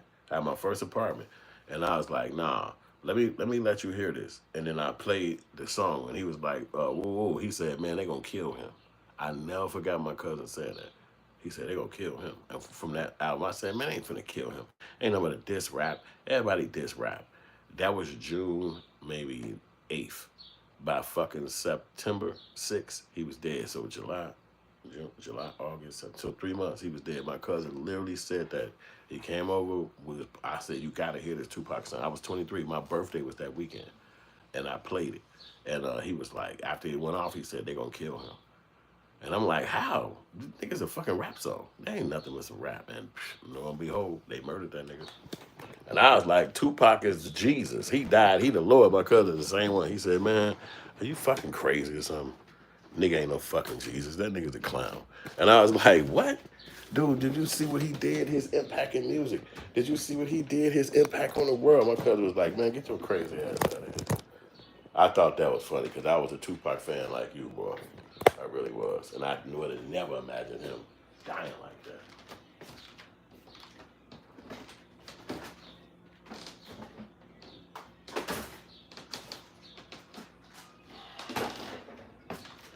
Yeah, but it is what it is, man. So we got to see what's up with Diddy. Are they going to set his butt down? Are they going to give him that next little long stretch of prison? Is it worth it? Because to them, I believe they do think it's worth it. Like, for them, I believe that they believe that it's worth it. Like, hey, you don't need to be free. You know what I'm saying? He don't need to be free. I think that that's what they believe. I believe you don't need to be free. You know, whoever you are, whatever you did, you know, because that's a long ass trial he went through, man. That's a long 6 weeks. All these people in here throwing darts at you, nigga, had to tire your ass out, man. You in this bitch whacked out, like, damn, man. This shit still going on? And they steady got you in there, like, yeah, they need to talk to you, the courtroom, the court, the judge, the lawyer, you sign this form, do you give up your rights to, are you saying that you agree, do you agree to this? Did anybody coerce you? You sitting this motherfucker like, man, when do this shit end, man? I just want to go home. So it's crazy. Yeah, I know I look kind of crazy right now on the video, but that's because I moved from in front of the sunlight and I'm walking with regular light. So the sunlight is what making it heat up the video a little bit stronger. But when you got regular light, like, you know, a regular light, it's not going to do it. I can't make the camera scan all the way up there, but you can see it anyway. No, you can't see it at all. Yeah, the green screen. But I could actually just leave it. Can I just leave this? Yeah, like that? Yeah, I could leave this for a second. And now you can see it. You see, it's regular light, but when you have the sunlight as, you know, your main light hitting you, it do something. That's what the sunlight is do. Yeah, I don't know. It just do that. So, but when you got regular light like this, it's like, the fuck is wrong with the video? But I don't create lights. But I gotta put me something to eat on because I'm sitting up here getting hungry. You know, I ain't one of them people who can eat real early and shit. It take a while.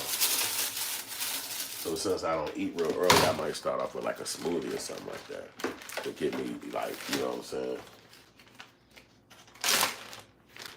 And I know y'all seeing that picture in the background.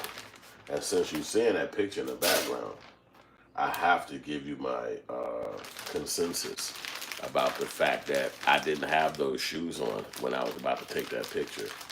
I said, whoever see this picture must notice I had my real shoes on. But at that moment, it was wet on the ground, and my wife was like, let's go down there and take a picture by the water. So I took off my dope shit, and I put on them Jordans right there. And then they looked shitty because after we got done with the photo, this happened to be the photo that we enlarged to that degree. And nobody knows that I had my other shoes just fucking feet away. All right, I said it. Anyway. But my boy Diddy is gonna be free, and I'll tell you, I told you that story about me meeting Diddy back when I was in my young years to show you how much of an impact he had on us. This guy was the guy. And for them to try to throw him under the bus for these relationships he had, I don't know. That's not my business. That's why I keep saying I don't know about somebody's relationship, who they in love with, why they in love, if they should be in love. I don't know shit about that, man. Because that's relationships. You know what I'm saying? So sometimes people don't work out all the times, and I don't think nobody need to go to jail because of that. You just probably need to find somebody that fuck with you a little different than what that person was like. But going to jail because of it, that's dumb. That's dumb.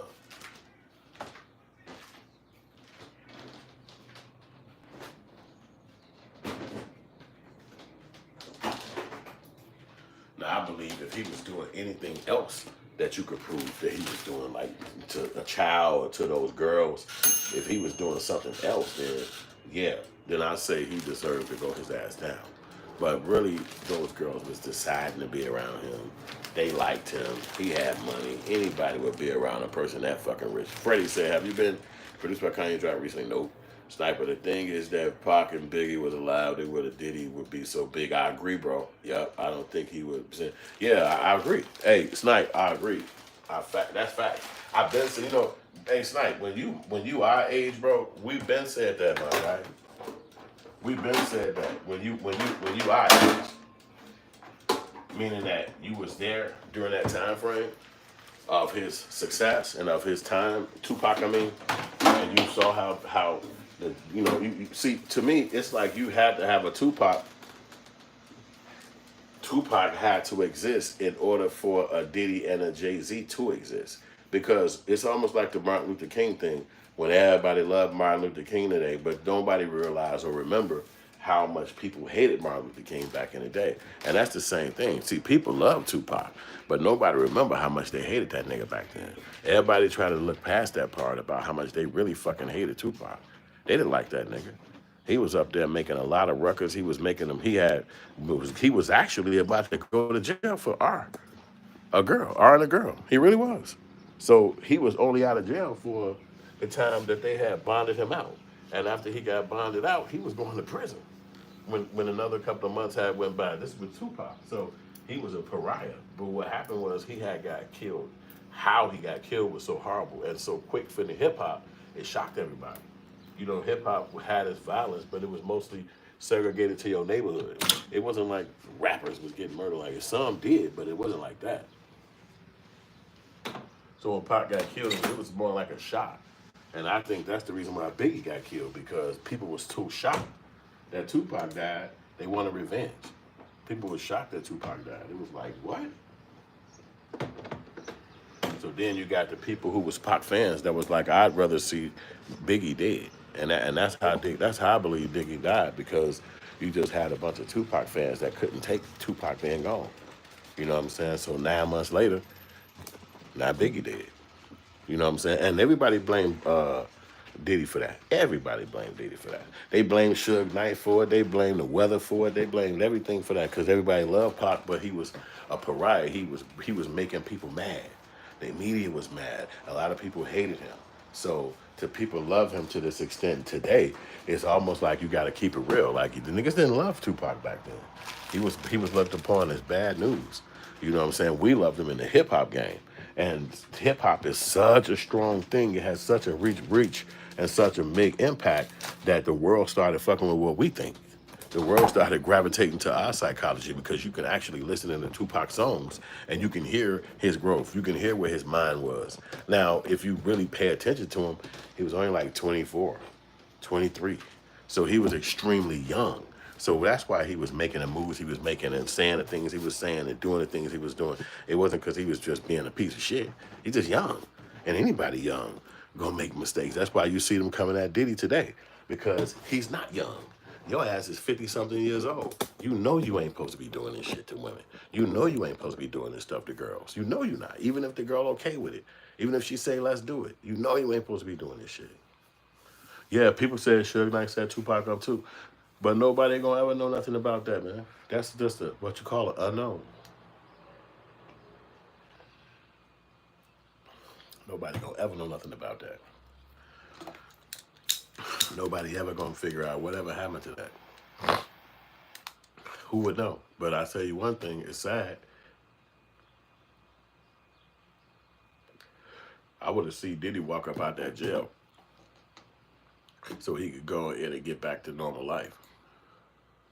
Not that my life is hinging upon it, but it's almost like that release is going to be a simple thought that could go further in the world where we could stop having black dudes get taken down over females and over bad relationships. They got him guilty on a couple of charges, but not the major charge, which is the RICO. So they got him guilty on transportation for the idea of sex. They got him down for 2 counts of that because it was 2 girls. Transportation to engage in prostitution. And like I said, a lot of people live that lifestyle. It's called swinger. So it's like we met somebody and it's me and my girl. And it's like, okay, well, look, you go do this. And then if you and him kick off, that's fine. Tell me about it. It's kinky talk. It's kinky talk. And if you got that girlfriend that's down for that, then that shouldn't be illegal, especially if y'all grown, for y'all to have that kind of relationship. But that's what make it racist, because as a black person, they're telling you, you're not sexually free.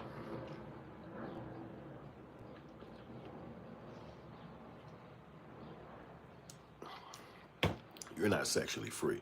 And it's proven because they was raping the black women back in the day, in the slave times. They also was doing it to the men. And they gave the women babies, and they didn't claim the babies. So this was like the historical time of America, how the country was ran and raised and started. So now when you got a Diddy guy who's done that oppositely, he's done it to girls, and the girls ain't black. It's almost like a message being spent. Like, hey, you could do what you want to do, but you ain't gonna be doing shit like that. You will not be doing shit like that. Hell no. And it's some of it is heinous. It's like it's just heinous. It's like he probably should be thinking a little bit more before he goes into these diatribes and do these things to girls. But shit, man, they didn't get no fuck about none of them bros. You up here having fun, man. And if a girl tell you that she'll do some shit, most dudes is gonna test her on that shit and say, let's do it then.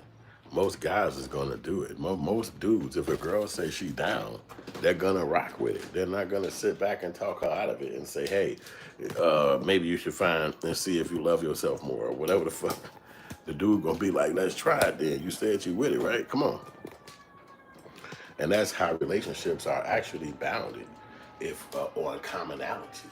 You know what I'm saying? So if the guy likes to travel, then he's gonna wanna find a chick who likes to travel. If a guy likes to gamble, he's gonna behoove him to mess with a female that likes to gamble. And these are things that people are gonna do. But see, they saying, yeah, we heard that. But if you like the sex traffic, that's when we gonna lock your ass up.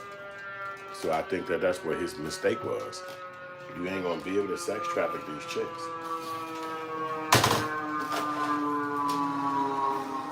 Look like the fireman sliding through.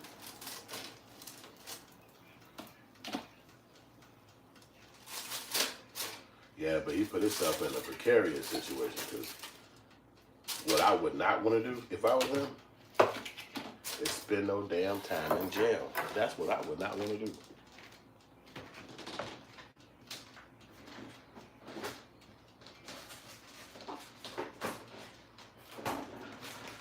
Because I'm telling you, that's what you had an issue at.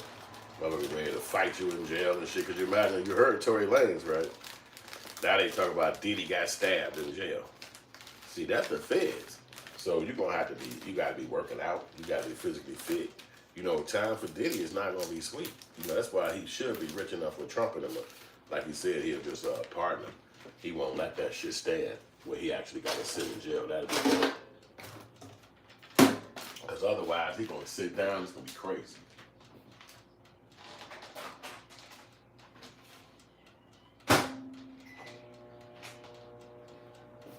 And all his money gonna get played with, because you got people who, see, this gotta teach him to teach the business to his sons. Go to your children and teach them how to operate their business. Teach them how to be the mogul. Teach them how to make these contracts. Because you can see right now that they could take you out, and if you haven't given your sons the blueprint on how to operate the business and how to keep this company going and how to keep our family rich, then they can take us out. And who want to go out like that? You know what I'm saying? Because you see who the people is taking them out. It's bad girlfriends. It's like relationships, like Cassie and Coke, whatever the other damn girl name was, Jane, whatever we call it. What? Come on, y'all bums, y'all skeeters. And you know if I was any other dude, he wouldn't have gave a damn dog about y'all. So you trying to take me down? It's crazy.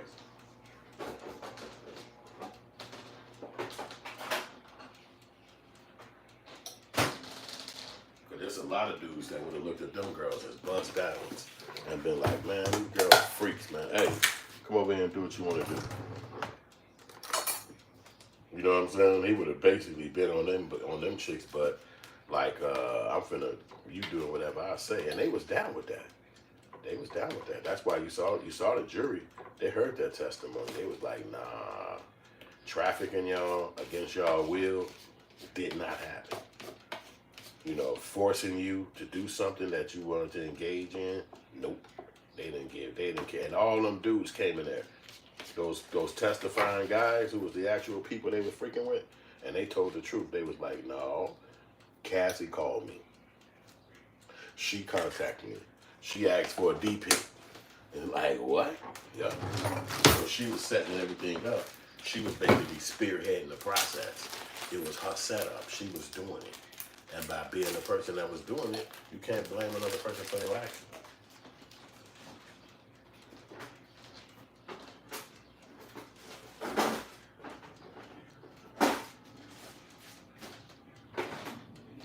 Now Diddy got to sit up here and look like a straight pariah when he basically was just dealing with some girls that another dude would have probably did the same damn thing to.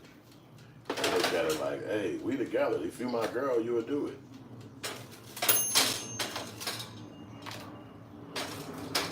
If you my girl, you would do it. If you love me, you would do it. That's what most guys gonna tell any girl. If you down for me, you would say, yeah. If you with me, if you rock with me, why you tripping? Come on. And the girl gonna say, I don't know. I can't figure it. Okay, come on. Okay, let's do it. All these girls do that, man.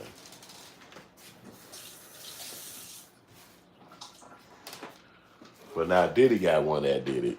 And that shit's considered criminal behavior. You're going to sit your ass in jail. Because that's what they got him for, the transportation. That means he just basically put them in a truck, a Sprinter, or a car, or a plane, and took them to some place where when they got there, they got their freak on. That's all that happened.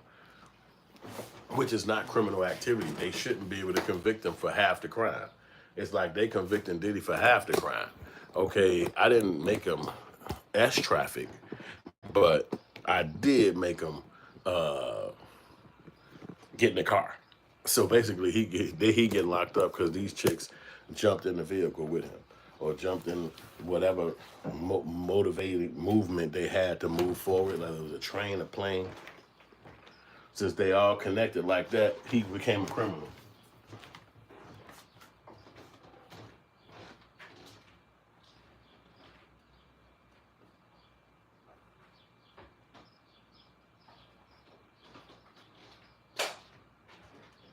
I've been sitting up here talking and I ain't ate no food, so y'all gotta rock with me on this one. So that's why I said, man, Diddy dog. And we was fans of this dude, man. I told y'all a true story of my young years. And when we was thinking that we was gonna make it in the music industry, all we had, the movie industry, because it was a movie. It wasn't music. I had made a movie because I'm a filmmaker. So the movie was so good that my homie and it was like, man, we gotta go take this to P. Diddy. And we took our ass to New York. But that was not, I ain't the only person who lived like that and thought like that. That was a part of the hip hop world. You had to go to New York to get your stuff off. This before Atlanta even had, well, Atlanta was around by the time I did my thing. You know what I'm saying? But we wasn't going to Atlanta. We going to New York.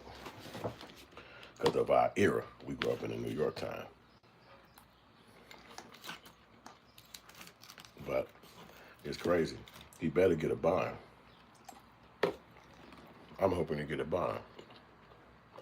So he could walk up out that prison. But they ain't said it. So it might be possible that he won't get one. He might not get it.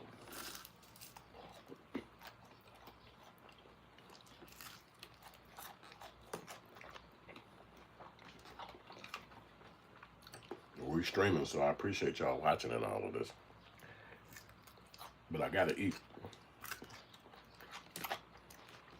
And I made this home cooked meal last night, which is some dope rice and some chicken fried.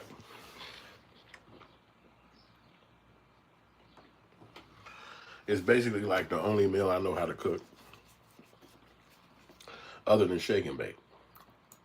So we can listen to what they saying. Legal contributor Jessica Levinson for us. Jessica, thanks for your time. See what this bro talking I about. don't know about your take on the verdict that the jury reached. So I think this has to be seen as a big win for the defense. Yeah. When it comes to the most serious charges, Sean Combs was not found guilty. And when it comes to those lesser charges... See that? The defense won this. That means Diddy won. Hopefully he won't get no heavy sentence. We got a glitch on YouTube.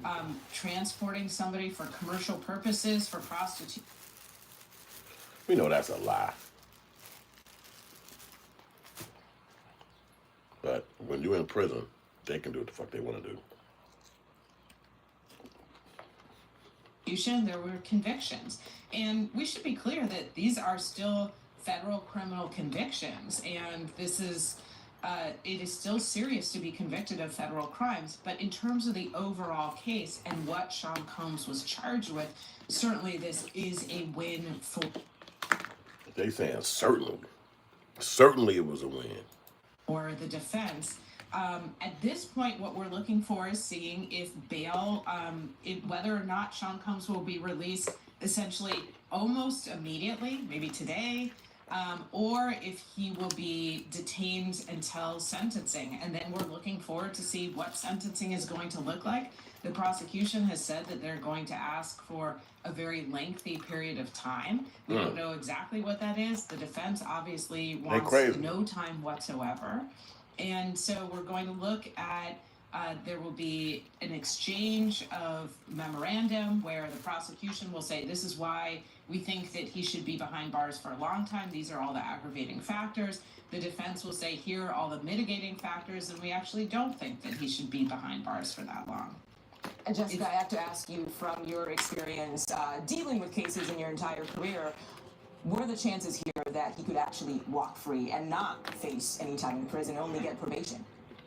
So, well, obviously two different things, meaning that would be crazy free if he get prior out. To sentencing, and then no will time. he get zero sentence in the sense of will he get zero time behind bars? I shouldn't have said zero sentence. So, I think it is possible. I will say it's within the judge's discretion. The judge will consider all of the evidence that the jury heard and whether or not some of the evidence which does paint Sean Combs in a troubling light is related to the counts on which he was convicted. So I also think it is possible that we could see some minimal jail time. I do want to remind everybody that he has been in prison for a long time. There was, of course, pre-trial detention in this case. And so even if he is sentenced to a number of months, it could be that the judge concludes, basically, you've already served your time. Time served. That'll be Right, dope. Jessica Levinson, we Time appreciate served your for Diddy on this case. Thank you so much. White lady said time served for And Diddy. You we're heard joined now that. by Chris Melcher, a former sex crimes defense attorney. Chris, we want to get your take on the verdict and the Sean Combs defense. It seems clearly his team very happy about the verdict here. Well, Mogul, absolutely. I mean, this was the best that he could have hoped for. Under the RICO and sex trafficking charges, that's crazy. He could have been facing a life sentence. That's outrageous. And under the charges that he was convicted of, or the jury reached a guilty verdict on, it really could just be probation. And so this was the best that he could hope for. I think that the prosecutor had probably overcharged this case with the RICO where it's a criminal enterprise that we usually see applied to the mafia. That was not no criminal and here, enterprise. this That was was an enterprise Bad of Boy one Records. Get man out of who here. was doing some really depraved things, but everyone was working for him and doing his bidding. It wasn't the traditional type of RICO case. Nobody Hopefully was that involved made but a him lot and of his sense to some girlfriends, of the and they know jurors. it.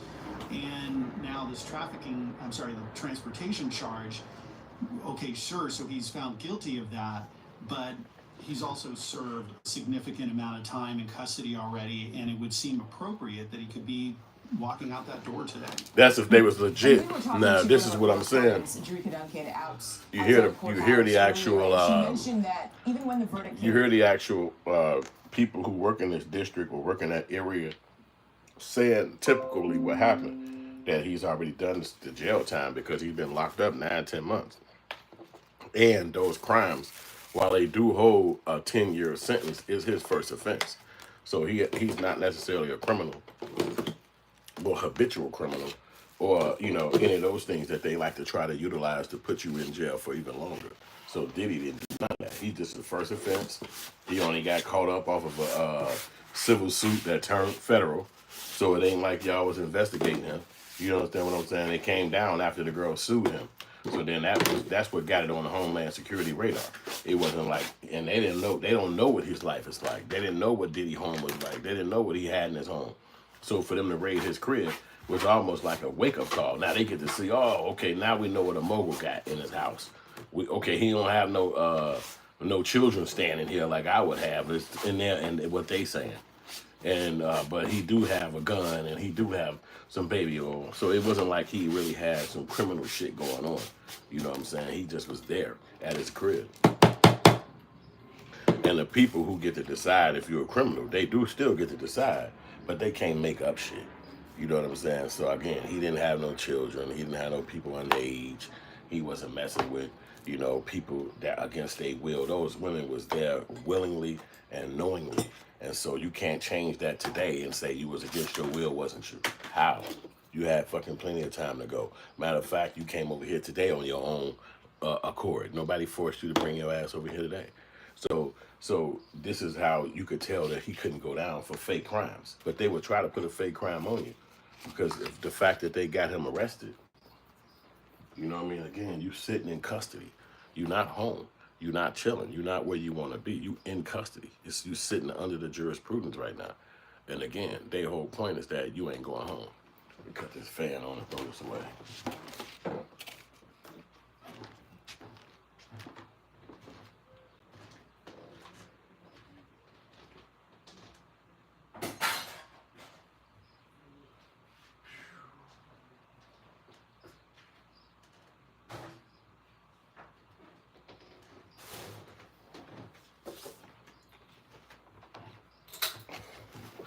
Yep. But he put himself in that scenario, man. So we looked at P. Diddy as a celebrity, as a success story now. But nobody knew his little freakiness. Nobody knew what he liked to do with a girl in a room by themselves. Nobody could tell. We're not privy to his personal life, but everybody see it now. It ain't in the closet no more.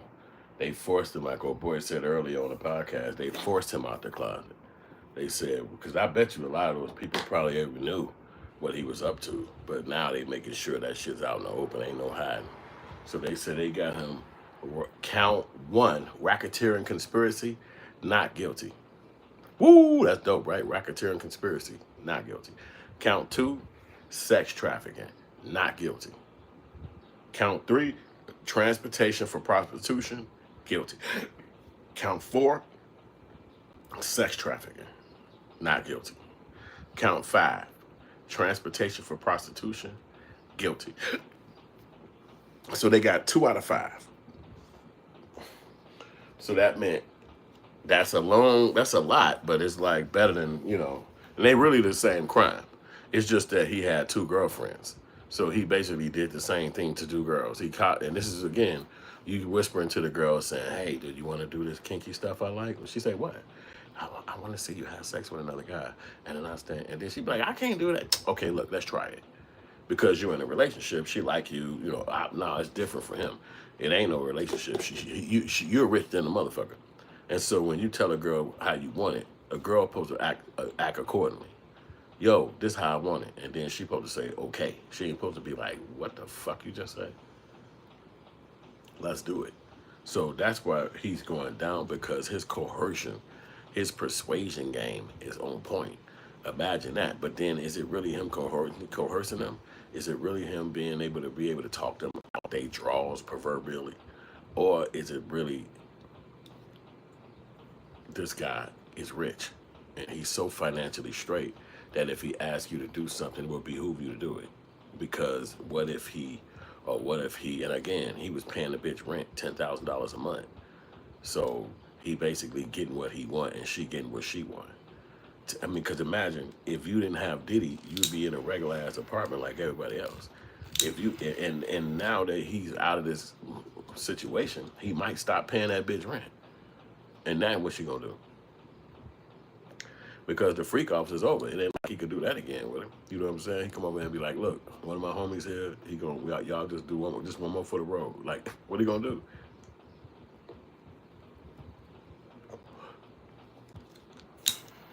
Man, Kim Porter died from a flu. So she died before the pandemic. Had she died during the pandemic, then probably, yeah. But she died before the pandemic. She might have died from COVID. It was just so early on that didn't nobody know. So I don't think it was nothing to look into her case. I don't think Diddy is this habitual criminal. I think he just has some bad girlfriends. I think he probably been living above board since he started doing his, running with these record companies, these liquor companies. He's not doing a criminal enterprise.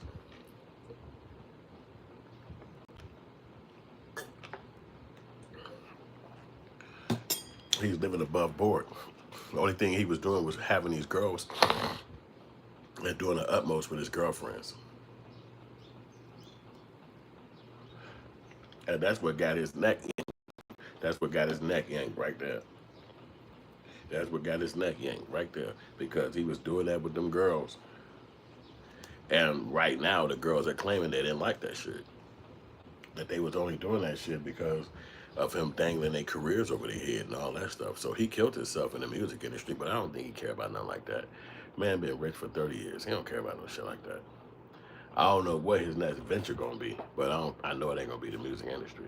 So I think it's over with for that. And there were some people out there who were surprised by it. Your take from your experience dealing with cases like this? He used to be a sex offender lawyer. Well, this is the thing about juries, they're unpredictable. But what we heard from the notes were that there were firmly held beliefs by some jurors and an inability to reach a verdict on the RICO charge, and somehow a good night's sleep allowed them to reconcile some of these things. And what we see is a compromise or negotiation happening in the jury room, because they do want to reach a unanimous verdict. They don't want to have the 7 weeks of their life go for nothing and have the victim and defendant have to redo the trial, which would have been the consequence potentially of a deadlocked jury. So they had to agree on something, and what the compromise is, hey, let's go for the transportation charge, guilty on those 2 counts, not guilty on everything else. And that does make some sense, because he will be held accountable for his conduct, but That not ain't at really the serious levels. Yeah, that's not nothing to be scared of. And you talked about how this He was trafficking, but he wasn't doing it against their will. He was just transporting. Come back and try to basically appeal this verdict? Well, sure, there can always be appeals, but he had a fair trial. There were lots of opportunities to cross-examine witnesses. He developed that information. The judge. And even if you do an appeal, it's not going to change the facts that you was sex freaking girls. They got proof. They got proof that he was doing it with the sex trafficking shit. So it's proof. It's like the girls proved it. You didn't speak on your own behalf. It's proven already. And I think that that's the real damage that he put himself in without really knowing it. You're not putting yourself in a good enough scenario where you can have, where people are going to see you in a respectable way when they see that. when they see that you out here sexing girls and you doing the utmost with them and doing the nasty with them, and maybe the girls even claiming this against their will another time down the line, it's gonna look bad. It's gonna look bad. Meek Mill would be getting a baby already for Diddy. Retirement, your ass wild as hell. I don't think Meek Mill got nothing to do with that nigga, boy. Meek Mill from the streets, he like, hell no. And he was mad when even people was throwing his name in the game. But, you know, Meek Mill a solo record artist now, so he might not have no connection to Diddy no more. He might go back to obscurity because, again, who's going to stick around the industry for 30 years? It's hard to do. So how he going to say that he gonna come back around? It's over with for Diddy and Meek. This is how they kick you out the industry. This is the ritual of how they are able to kick you out the industry of music, because they come at you just like this and they bump you out the way. They move your ass out the way. Yep. Yeah, I mean, you can see, and that's another thing too. It was a time in the music industry where being gay, bisexual, all that stuff wasn't bad. You understand what I'm saying? So now now you see where it is kind of looked upon as bad. You know what I'm saying? So it's scary. But it's crazy. But I don't know. They say all them cases and shit, man. But if he get out today, details of the courtroom as Diddy comes jury announced. If he get out today, that'd be really dope. If they let him out today, that'll get it there, because he did do his time. You know what I'm saying? He been sitting in there. They didn't give him no bond, and they held him in there so that they could say time served. This is exactly why they held him in there. I dare you to let me build you. Because if they'd let him bond out, then he would have had to fight it from coming to court every day, and then they still would have probably found him guilty, but it probably would have been an acquittal, because he'd have came to court and he'd have had a fighting chance from the house versus from the jail cell. So it's more uncomfortable when you got to get shackled up and then taken into the front, and then, you know what I'm saying, you in the whole shackle situation and shit. That's gonna be very much more uncomfortable for somebody. And if you gotta go pee, they gotta take off 5 big locks on you, just so you can go leave. So the government has got its teeth in them now. They won't give up. That's a fact, because that probation gonna be ugly. Hey, Wardo, it wasn't the same way, but sort of how they kicked it, gonna be on the scene.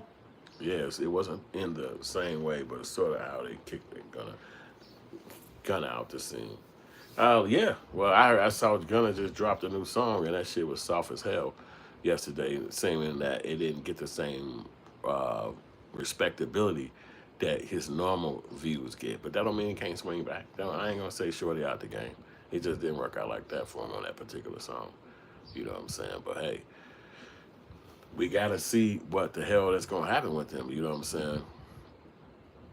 Yup. Heck yeah, they give you a bill so they can watch. Sniper said they give you a bill so they can watch you. You damn right. They want to know exactly what you're doing at every second. And if you mess up, they coming to grab you and putting you right in that bing bop, putting you right in there. That's why I don't ever want to be on probation. Because when they snatch you, they coming to grab you and they putting you right in the bean. And now when you go to court, he gonna be like, yo, you can go ahead and you could do your whole time right now. And you sitting back like, wait, give me another chance, wait. It's really crazy. Yep, it says the same in the UK. Yeah, I don't know about coming to the UK, man. London, England, I don't know, man. It's like, I ain't been there yet. I'm like, shit. If it's the same way like America, with all these fucking rules, if people be wanting to come to America because they different cultures, they don't be realizing how many fucking rules and regulations it is in this bitch. It is a fucking Gestapo. You would not even believe it till you get here. You see immigrants right now, they never did this to them. They let them be running. Like you seen, like if you ever in a city or you see like a cat or dog or like a rabbit or a squirrel, they be free. They just walk around. Nobody chase them, or maybe any of those kind of animals. They just be walking, just chilling. And then maybe a bird, it land and shit, it be free. That's how all the immigrants was. They were just free. And then within the last 9 months or since January, they have had a gun to their head. This guy, Trump and his team, the ice on their neck. And it's like everywhere you look, they're arresting people. They're yanking people out of nightclubs. They're yanking people out of work sites. It's like, it's a real thing. And so now you're seeing it like, well, damn, they getting treated like they treat us. And everybody like, wait, no, why is this happening? Like, you have never have experienced this before, but this is some of the rules in America. They switch up on you like that, and now you gotta abide by it. It's no question. It's no leaving either. You can't even get on the plane and leave this motherfucker. You got to stay here and do it. It's like to stay here and do it. You know, Tupac was a rapper, and he said a rhyme when I was young. He said, "You ain't gotta be in jail to be doing time." And now that rhyme went over a lot of people's heads. Now, a lot of people never heard that rhyme that Tupac said. He said, "You ain't gotta be in jail to be doing time." And if you think about that, that can be happening to you even while you're free. If you're in love with somebody and your mind trapped on that person, you can't get your heart disconnected, you could be doing time inside that thing. If you locked into some drug or alcohol or maybe some fornication or gambling, you could be locked into that. You could be doing time inside that. And then you don't realize you're doing time inside that until you out, until you free. Now you look back and be like, I did 7 years of fucking heroin? Wait a minute. I was gambling for 14 fucking years? Like, I can't believe it. And you actually was doing time, but you was free. You can go ahead, eat out the refrigerator. You can eat ice cream. You can go walk. You can leave the house. But you was literally trapped inside this thing. And so when Tupac said that, I never forgot that line. I never forgot that line. And a lot of people never heard that line that Tupac said. So if you're a fan of Tupac, you need to Google that line, because those 6 or 7 words right there is literally life. And this one, he was alive, obviously. He was not dead. He was not even no idea he was going to die. But he said, you ain't got to be in jail to be doing time. And that's what P. Diddy was doing. He was locked into that sexuality, race, the money, the opulence, the lifestyle, the world. He was doing time. He did 30 years inside that. And so they had to snap his ass back out of it to reality. No, you're a human. You're like me. You're like her. You see that dude sitting in his courtroom? You're like him. He ain't got no fucking plane, but he could decide your fucking future. And the rest of these motherfuckers can too. So stop all of the fucking living on top of the world and you dancing to the fucking song. No, nigga, you a regular human. You better sit your ass down right in that chair and don't move like every fucking body else got to do.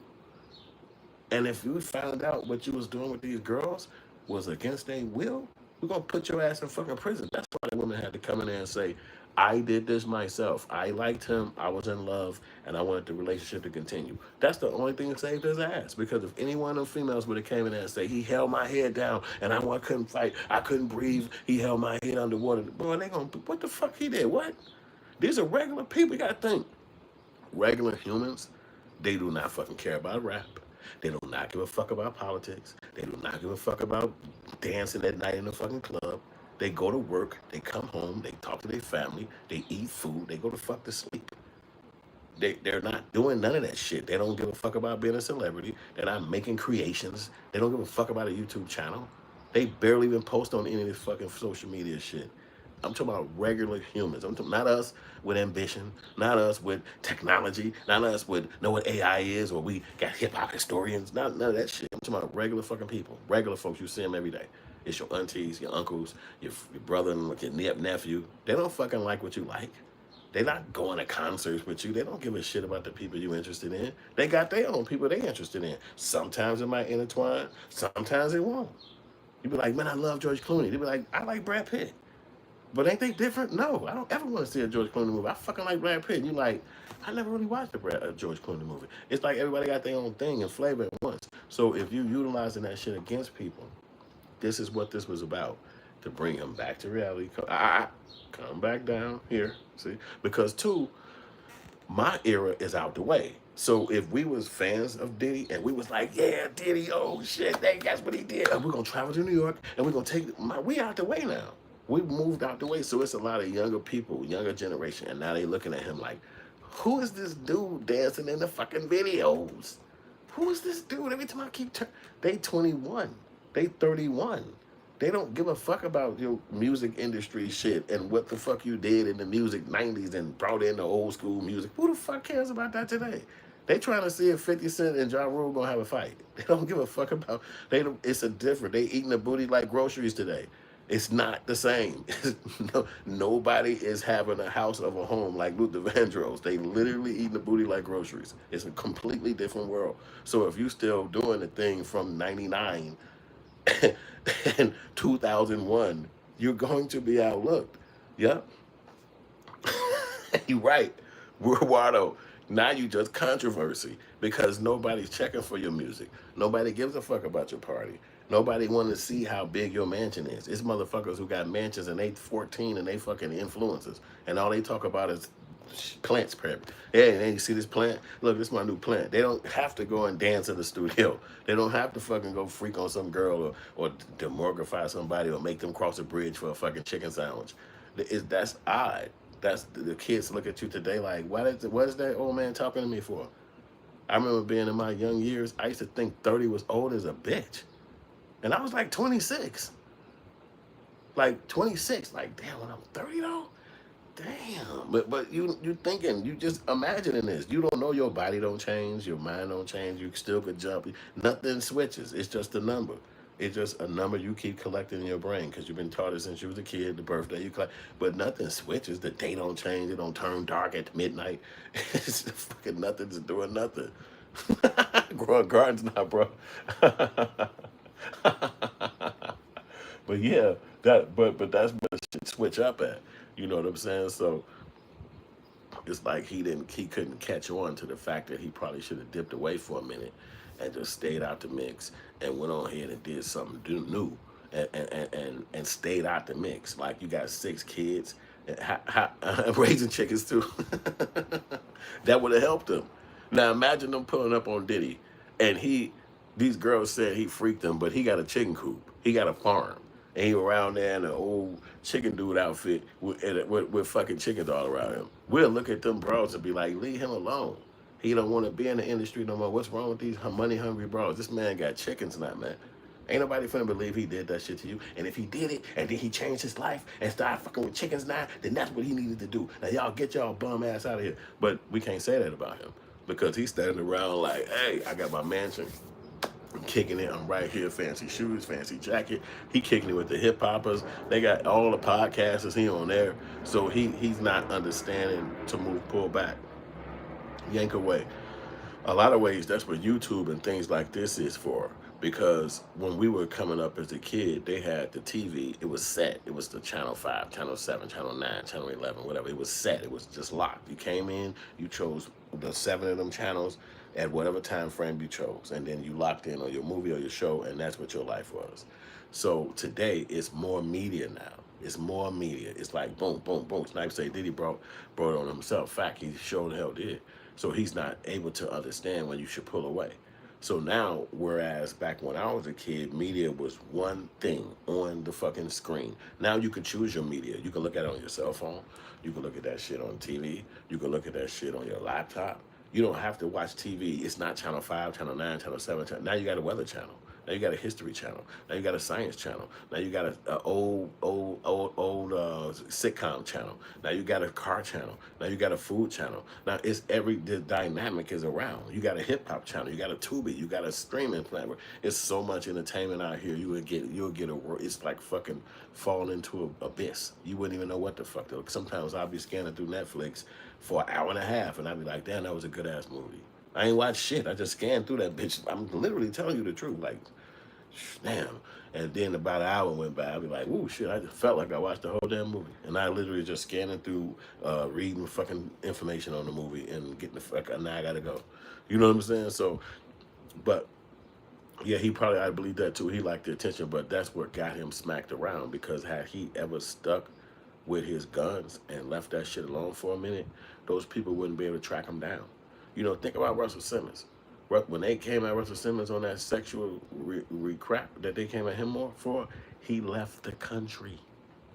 And he ain't been back over here talking about some y'all owe me money. I had a deal that I was trying to do. I'm trying to see this venture didn't go around. No, he gone. Whew. That's the past. I used to live in America. Yep, back then. Whew. It's over with. So yeah. So it's like I'm not about to put myself in a predicament where people gonna decide for me. Because Diddy was living in a prison. He was doing time. He had did 30 years in front of everybody's face, just so at the 30th reunion, everybody could throw shit at him. Remember back in the time when they was like in the medieval times and it would be called a court jester? If that motherfucker couldn't make the king laugh, do you know what happened to him? They cut his fucking head off. Being a court jester was one of the most scariest jobs in the world. Because if you couldn't make the king laugh, they killed you. They chopped the fucking ground open and you went down in the dungeon with the lions. So if they chose you to be the court jester, you had one job, and it was not to make him laugh. That job was to live. So you had to do whatever the fuck it took to make him laugh. Because if they chose you to be the court jester, that means you're about to die. So being a comic is really a form of fucking living on the edge of your fucking life. You understand what I'm saying? Now, it's not that today where the people try to kill you behind it, but it is that idea that you have to make these people respond to you in order to make money. Word will say. And that's how a lot of content creators have to do. That's how I live my life, and that's out of sight and out of the mind, just to be left alone. Yeah, that's a fact. Never say he said, love me, Russell Simmons. Yeah, me too, man. He was the man. Man, Will, you true. Yup.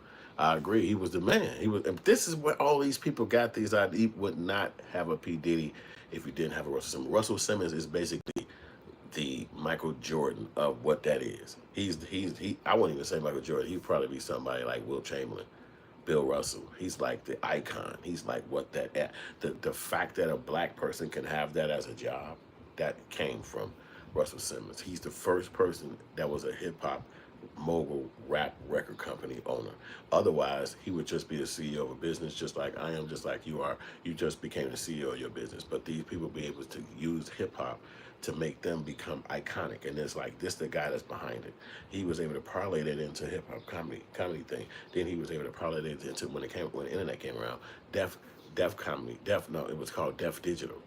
And he was able to, now come on, this dude is doing it on every platform. He did this shit when it was just us at home watching HBO. No, I'm sorry, before HBO. He did it in hip hop, that's the radio. Then he did it with the comedy, that's on HBO. Now he about to do it on the internet with this fucking Deaf Digital shit. He grabbed all the influencers and had them doing his shows, his comedy on his internet. That's when they came at him and was like, nah, no, wait. You're jumping genres. You can't come from the fucking TV time to the fucking to the cable TV time to now the streaming internet time. They stopped him, and he got the fuck out of Dodge. He was like, okay, I'll stop. I'm not gonna think of nothing else. I'm not gonna create shit else. Leave me alone. I'll be in Bali, living out here. I'm not gonna come up with no more ideas, because your ideas can also get you hurt. Your ideas, your intellect, your smartness can also get you fucked up, and that's what old boy happened. He got the hell out of here. So now you got Diddy and the rest of these guys. They're not looking at their ass as the creator and being an influencer like that. But Diddy came out saying, "Yo, I'm finna make the first black political party." He been in jail ever since he made that video. He said, I got the money, and the other guys came up with the ideas. We talked about it. We're going to make moves. It's going to be the first black political party. Boy, they put that boy right in jail, and that's right before the election. That's right before. You can look these videos up. This shit is so on YouTube, you will fucking shock yourself. I'm not lying. It's right on YouTube. You think they took that video down after they arrested him? That shit up there a long time. It would last 100 damn. I probably could find that shit right now. You know what I'm saying? Diddy said that. And they put his ass in jail right behind that. Is it because of that? I don't know. Yup, that shit's already, you ain't even gotta write it in there. That shit already written in there. Diddy, it's first one. Diddy launched a political party. Yup. That shit's right there. He was making these announcements, and it looked like the video was 4 years old, but it came back. It came back to surface. I look like, because it keeps saying 4 years ago up there. So it looked like that he made the video 4 years ago, and it came back to when I saw it, because I saw it like right before the election. But I didn't know nothing about that it was out 4 years ago. But I'm glad I'm talking about it, because now I know. This shit came out fucking years ago. But it came back viral when he started talking about that internet when the election came. Well, ultimately he still got his ass in jail. So, and now they claiming it's about that relationship he was in with them females, which could be true. Yeah, which could be true. Yeah, so he walking out of there. He walking out of there, y'all. All right, hit that joint. He walking out of there. Is he walking out though? Now I still don't see nothing where they saying he walking out, but not on YouTube at least. Not on, it's gonna come. It's gonna show though. They only got Philly up there. Philly showing it He live. showed me circles and planets. But we'll see though about his freedom though. He need to be walking up out of there. He need to. And they need to go ahead on with all that fake crime that they try to put on all the black folks. It's like, that's so yesteryear. We know y'all don't like niggas. It's like 1:30 up there, so I don't think they're gonna let him out this early. Cause you gotta think the judge gonna have to read all that stuff. You gotta remember the judge be having to read all that stuff. The judge get up there and be like, "Yeah, I wanna read this open court, and did anybody convince you to plead?" It's like a whole lot of formalities, especially for some federal shit. He probably talked for an hour. You know what I'm saying? Because that's the federal government. So, you know what I'm saying? I just hope that they don't try to recharge him on those state crimes. Because they'll be doing that to you like they did R. Kelly, when they put him down, and then they had like 5 or 6 other state crimes on his head. So I wonder if he's making any money with his name, everything like this. Hell yeah, he is. What? Come on, man. That's self-explanatory, bro. This America, man. You selling stuff just so something like this could happen to you, so you can go crazy on the sales. Yeah, this is America. For sure. Yeah, I saw the police. But this is America, because that's exactly what you were going through a problem like this for, because you're going to sell the shit out of the stuff you got. Everything that you got, you're going to sell the dog shit out of it, because this is America. You know what I'm saying? Even when Trump ran for election, now he on the other end of his election where he won. Now he getting all them suits coming through. He getting money. He making money because of them people suing him. And he got lawyers that went to court. They did all the paperwork. Trump been at the crib laying down taking naps. But they said, we finna sue them for what they said to you, sir. And here, all we need you to do is come in here and confirm this, sign this right here. Bam. Now they go in there, and all these TV stations are settling with Trump. 25 million, 15 million. Imagine this. Think about it though. You the president, and all of the TV networks is paying you 10 to 15 million, trying to say they defamed you. I look at that as a down payment for him not to close their damn companies, for him not to turn the eye on them and say all these motherfuckers and their corporations is corrupt, and and everybody looking around like, oh shit, Trump on our heels. So that's how I look at it, but maybe if they disrespected him in the news, and then he's able to sue them, wouldn't you sue a person for disrespecting you? You give a damn who they are. You can call yourself 9BC. What the fuck I care? You play with me on the news, so I'm coming at your heels. You know what I'm saying? So it's not no game, but yeah, I don't know if he's gonna pay off nobody in this trial, because the people watching. This ain't John Gotti and them where, you know what I'm saying, they don't play that. If you come to court on them, somebody gonna make a visit to your crib 3 a.m. If Diddy would have did anything like that, it would have came out. So I don't think he ain't got it like that. Diddy ain't gonna do it like that. And if you did, you just messing yourself up, because the people they all tell eventually. They all tell eventually. Yo, I appreciate y'all watching. Y'all better keep on liking and keep on subscribing and keep on commenting too, because we just hanging out. You know what I'm saying? We doing our streaming thing. We could do some streaming over here too. You know what I'm saying?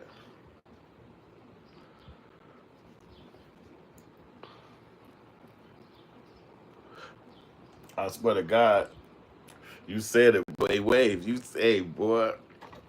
I'm trying not to feel like that. You know what I'm saying? Like, I know he thinking that. Because his kids going to tell him, what's the name, didn't come, what's the name, didn't show up. But ain't nothing you can do about that. People are phony, man. People are phony, man. They ain't going to be 100 like that, man. Stop playing. And then you shouldn't even expect all that. You would be let down every day if you expect somebody to be 100% with you, legit, 100% friend. That might be your lady. If you date somebody, it might be her, but it's definitely not gonna be some dude. And as we see with Diddy, it don't even mean it's gonna be a girl. Yeah, he's still gonna be rich for sure. That's why Trump said that he gonna give him a what they call that shit, a pardon, because he's still gonna be rich for sure. He gonna be rich for fucking ever. I think he'll never be broke again because you know he was a mogul and he's smart. This is a blemish to me to tell him to stop, to tell him to take a chill pill. You're about to be 60 years old. The music industry is controlled by people and they want it a certain way. And it's almost like they telling you to go out to pasture. But I think they stopping him from continuing his stupid behavior before he leaves out. So we're gonna get rid of you and tell you to stop. But all that freaking them girls like that and bringing prostitute men around, you have to stop. You gotta chill because you're gonna be out there retired now. So that means you got money, planes, access to anything and everything. So if we just let you go out there, you're gonna probably be catching HIV or something like that, or giving somebody some HIV.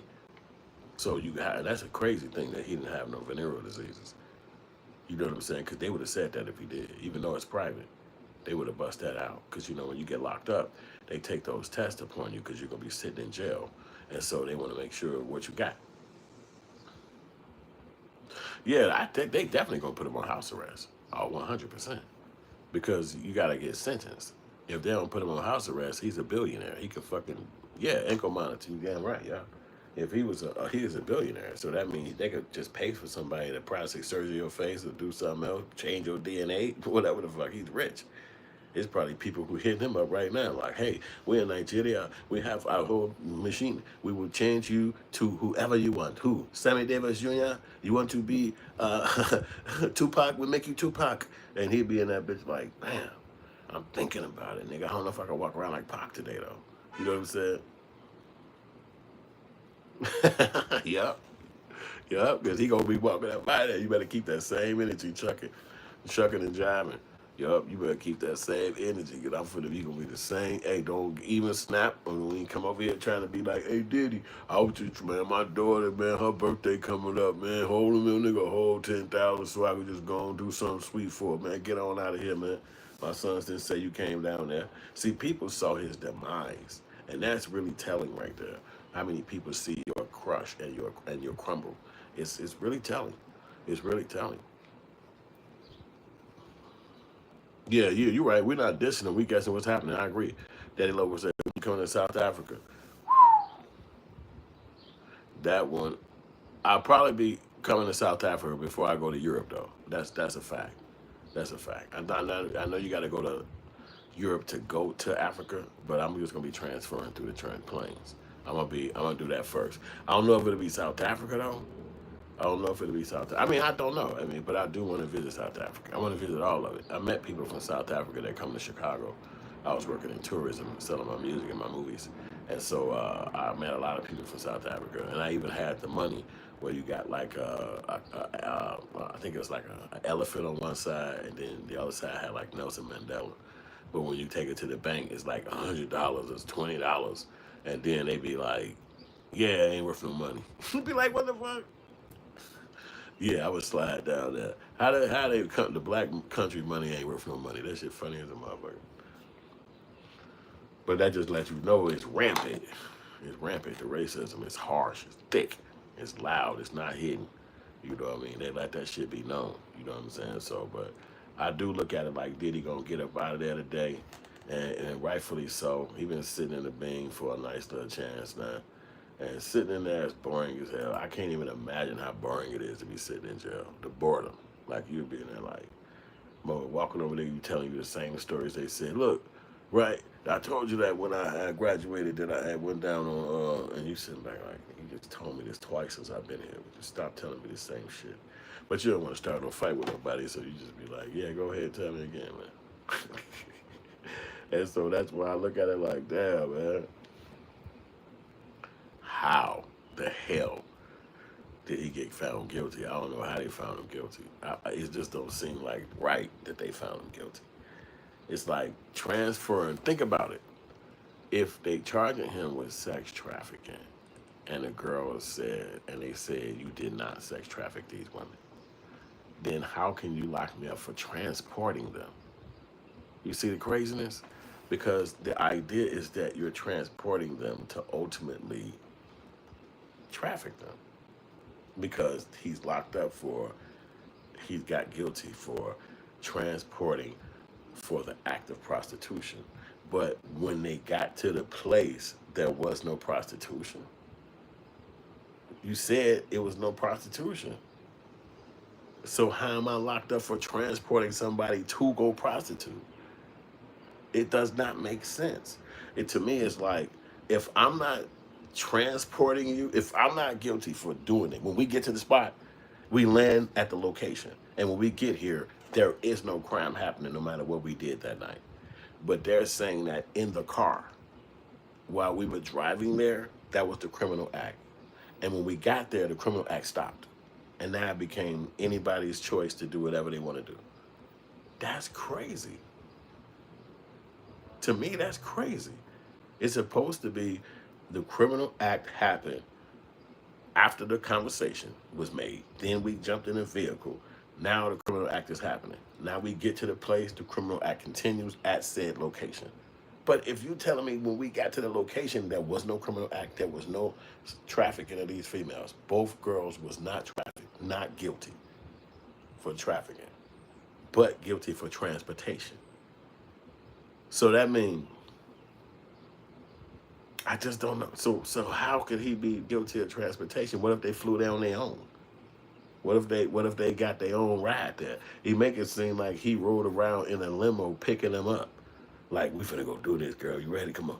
And then they go together. Instead of meeting him there, like, hey, you gonna be in LA? All right, I'll see you when you get there. But it don't matter though, because when the jury decide, you can go to tomato all day you want to. You could anything you want to dissect. It's not gonna matter. A jury of your peers, and they basically just humbled P. Diddy, and I think he is gonna be humbled behind this. I believe it.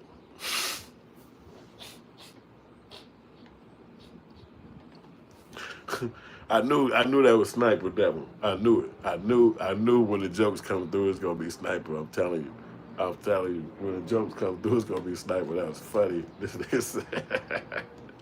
They came through with an ice cream truck. But it was a Fendi ice cream truck. We gotta keep it right. It was a Fendi ice cream truck, cause you know them bros did just want no ice cream. They wanted some money. They wanted the lifestyle, and he can promise you that. He can, if nothing else, B Diddy ain't got nothing else. He can promise you rich lifestyle. You balling, you living it up. You got money.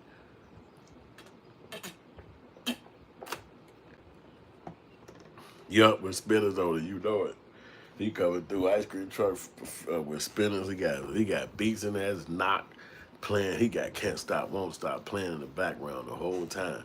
He's sliding through. Everybody coming outside. The girls looking at him like, hey. He like, nah, I ain't good on you. I'm good on you. I'm good on. Hey, shawty, how you doing? But I'm good on you too. And then he ride over to the old girl in the crib. Like, what y'all on? Y'all ready? Come on. They like, what? Come on, you ready? Oh, girl, we finna be with Diddy. They jump in the car and they slide. They call him Big P. You right. Put an S in front of that last one down there. Because that's exactly what he was. Because he went down there and the stuff that them girls said he did, talking about something, he rubbed it on his nipples. I'm like, this the stuff you do not want out. Now, come on, this is my private thing with this girl. Me and her in a relationship. We together 11 years. What we do in the bedroom is our private life. Nobody's supposed to ever find out about what the hell you like. But not only did everybody find out, the United States of America plus the world found out about it and get to do YouTube videos about what we think about it. It's that next level. You know what I'm saying? It's like, why would you put that out about somebody? So that's why I believe they never loved him. They never loved Diddy. They were just people trying to get some money because that's too far. That's too far. Even if, and then another thing that's the facts is that we don't even know if it's true because he never defended himself. He never got on there and said, bitches, you fucking lying. He just had to take that, sitting in a chair like, yeah, think about that. Yep, jizz nips, my nigga. That's where he paused. That's where he put himself. He put himself in a predicament where this is the conversation about you. That's too far, man. I'm sorry, man. I got to go get a cup of tea and take a quick leak. Y'all got to give me 13 seconds.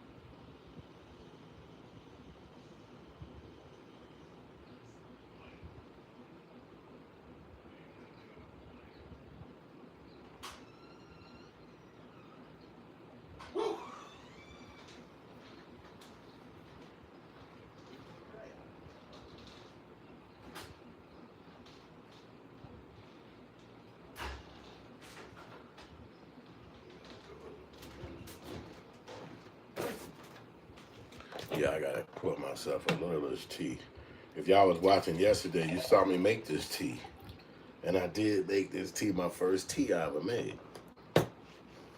Right there.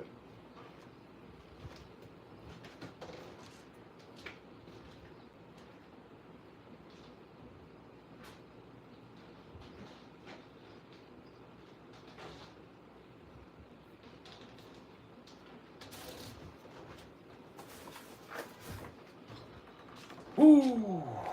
When I be out, when this time frame come, I normally go outside because I get like a little window before the sun covers up my spot that I like to kick it at. But I only do that because I spend a lot of time working on a computer. So it's like a person at lunch. You go outside to chill at lunch, but I only go outside because the sun is gonna cover up my chill spot and then it'd be too hot. You can't really post up right there. So I might take y'all with me on this little rendezvous. Whew. I'll let y'all see my walk too. You ain't gotta look at Diddy. You ain't gotta stare at him. So I might do that just for a little bit, just so I could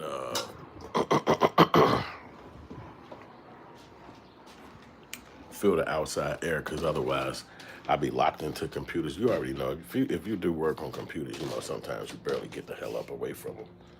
You know what I'm saying? And sometimes you want to, we just don't get a chance to.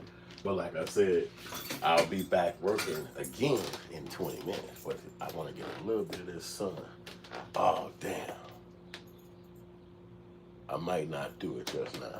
I just realized I'm not going to do it just now because it's a funeral coming. And normally funerals be like big. They be lined up on the side. But I still should probably do it. If there's a raggedy one where everybody wilding and hanging out, then I'm just going to come back in. But if it's a chill one where everybody just like, you know, sad about their family, then I'll chill out here for a minute because it'll be quiet.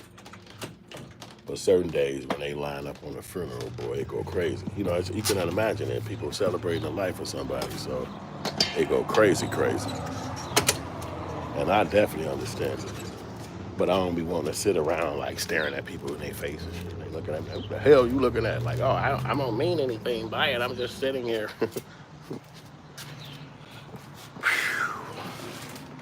Yeah, so most of the time to come, and the sun is about to take over my spot.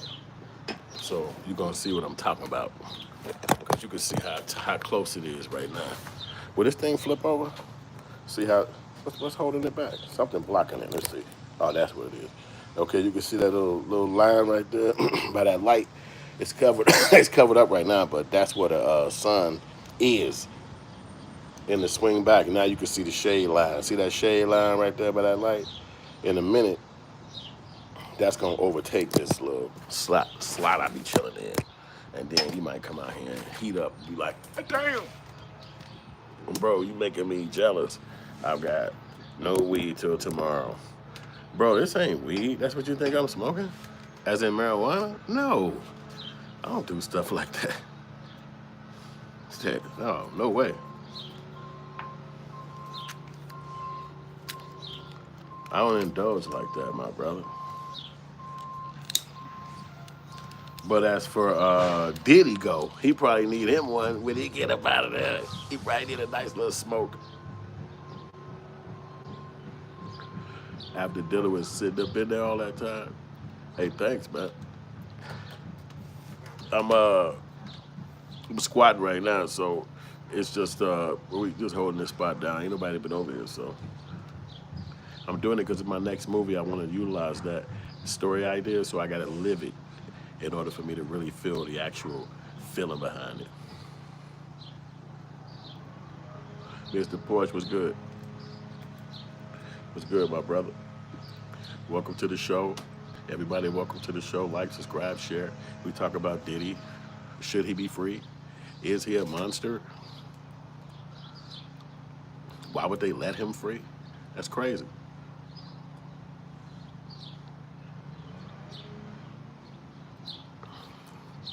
Is he a criminal because of what he got caught up in?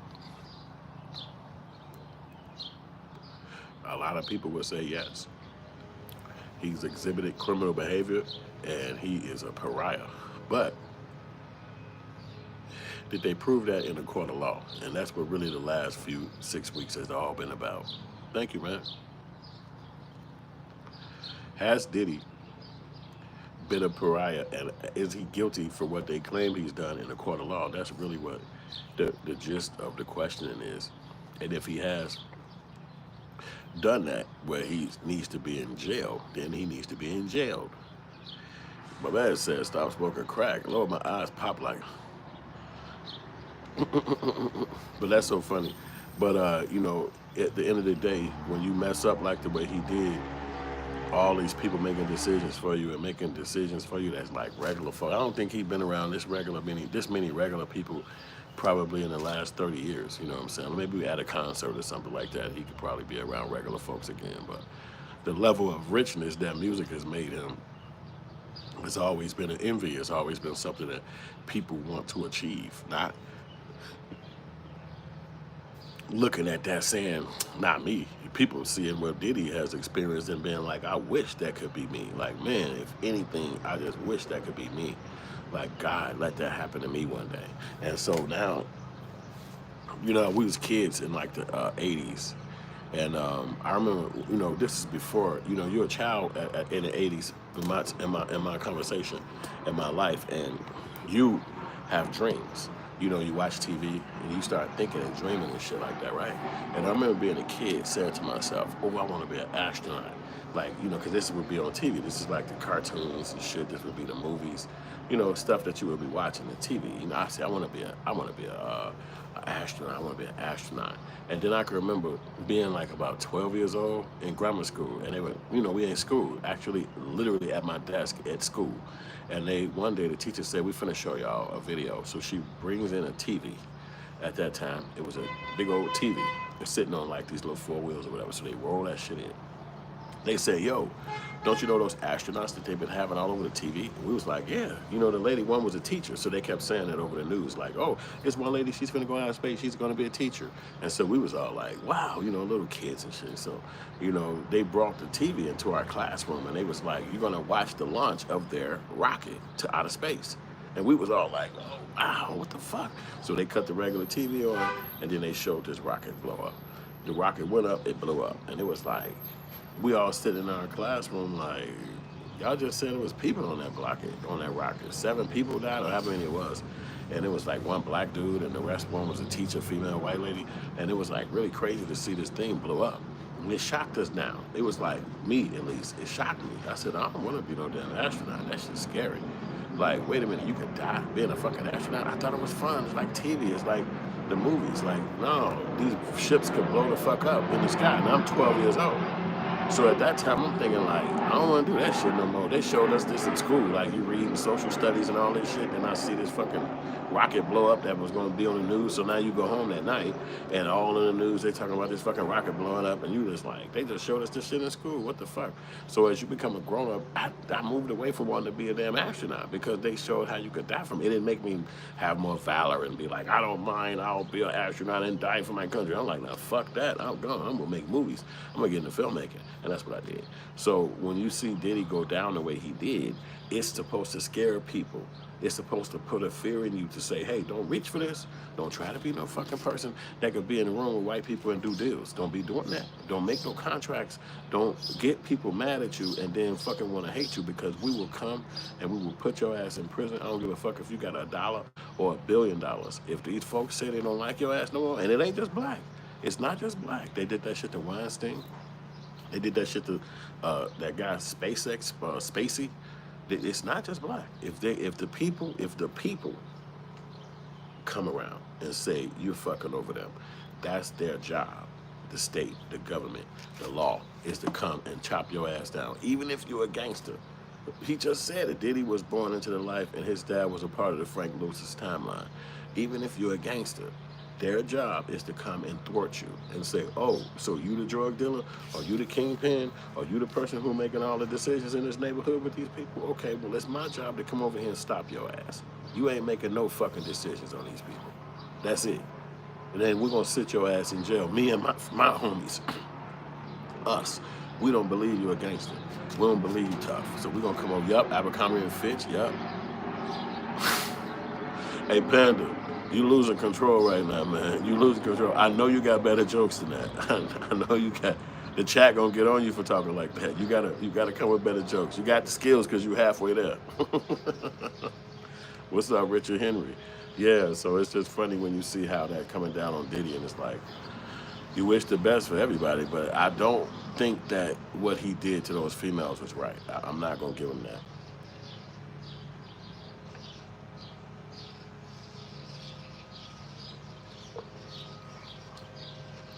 And I mean that only because he got caught. Because he got caught. Yeah, Betty, he gonna get his game together in a minute. But Abercrombie and Fitch, yeah, he gone down. Yep, and he was rich. He another rich dude, man.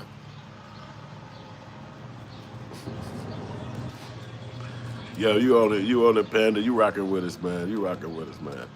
Jokes is jokes, man. It ain't no big deal. But we is just chopping it up over Diddy, and we seeing that what his ultimate situation is going to be. Where is he going to land? Is it going to be a prison box in a couple of weeks, in a couple of years? Is he going to sit down another 20? Or is they going to let him up out of there today, and then he can go home to his mansion and go back to being rich, which would be imaginable for all of us. I don't think none of us in the city or the states is going to look at this and say, okay, nah, y'all did the wrong thing, because it's the United States against B. Diddy. So I think it'll be something that he'll be able to get back. Diddy after party. Yo, if Diddy throw another after party, it's going to be crazy, man. But I don't think he's going to do it, man. I think he's going to use his brain. And he's going to tell himself, I'm done with this shit. Let me move on, and let me go fix my life and get with people that got my best interest, because what he missing out on is getting around God, getting around people who love God, getting around people that can make you love yourself. The stuff he was doing, while it is egregious and it is crazy and it is unorthodox, it's his private business. And if that's what you into, the world has said that that's okay, because they got parades now. LGBT, it's not looked bad upon. It's just not what everybody do. It's not what I do. It's not what you do. It's what he do. So it's his life. But if you're doing it nefariously, like the people could say, you transporting people with the idea that they're going to be doing a trafficking situation, but then when they get there, they end up liking a person, and so it don't become a trafficking person. But the idea that you was taking it with that in the pretense made you a criminal. That's what they claiming.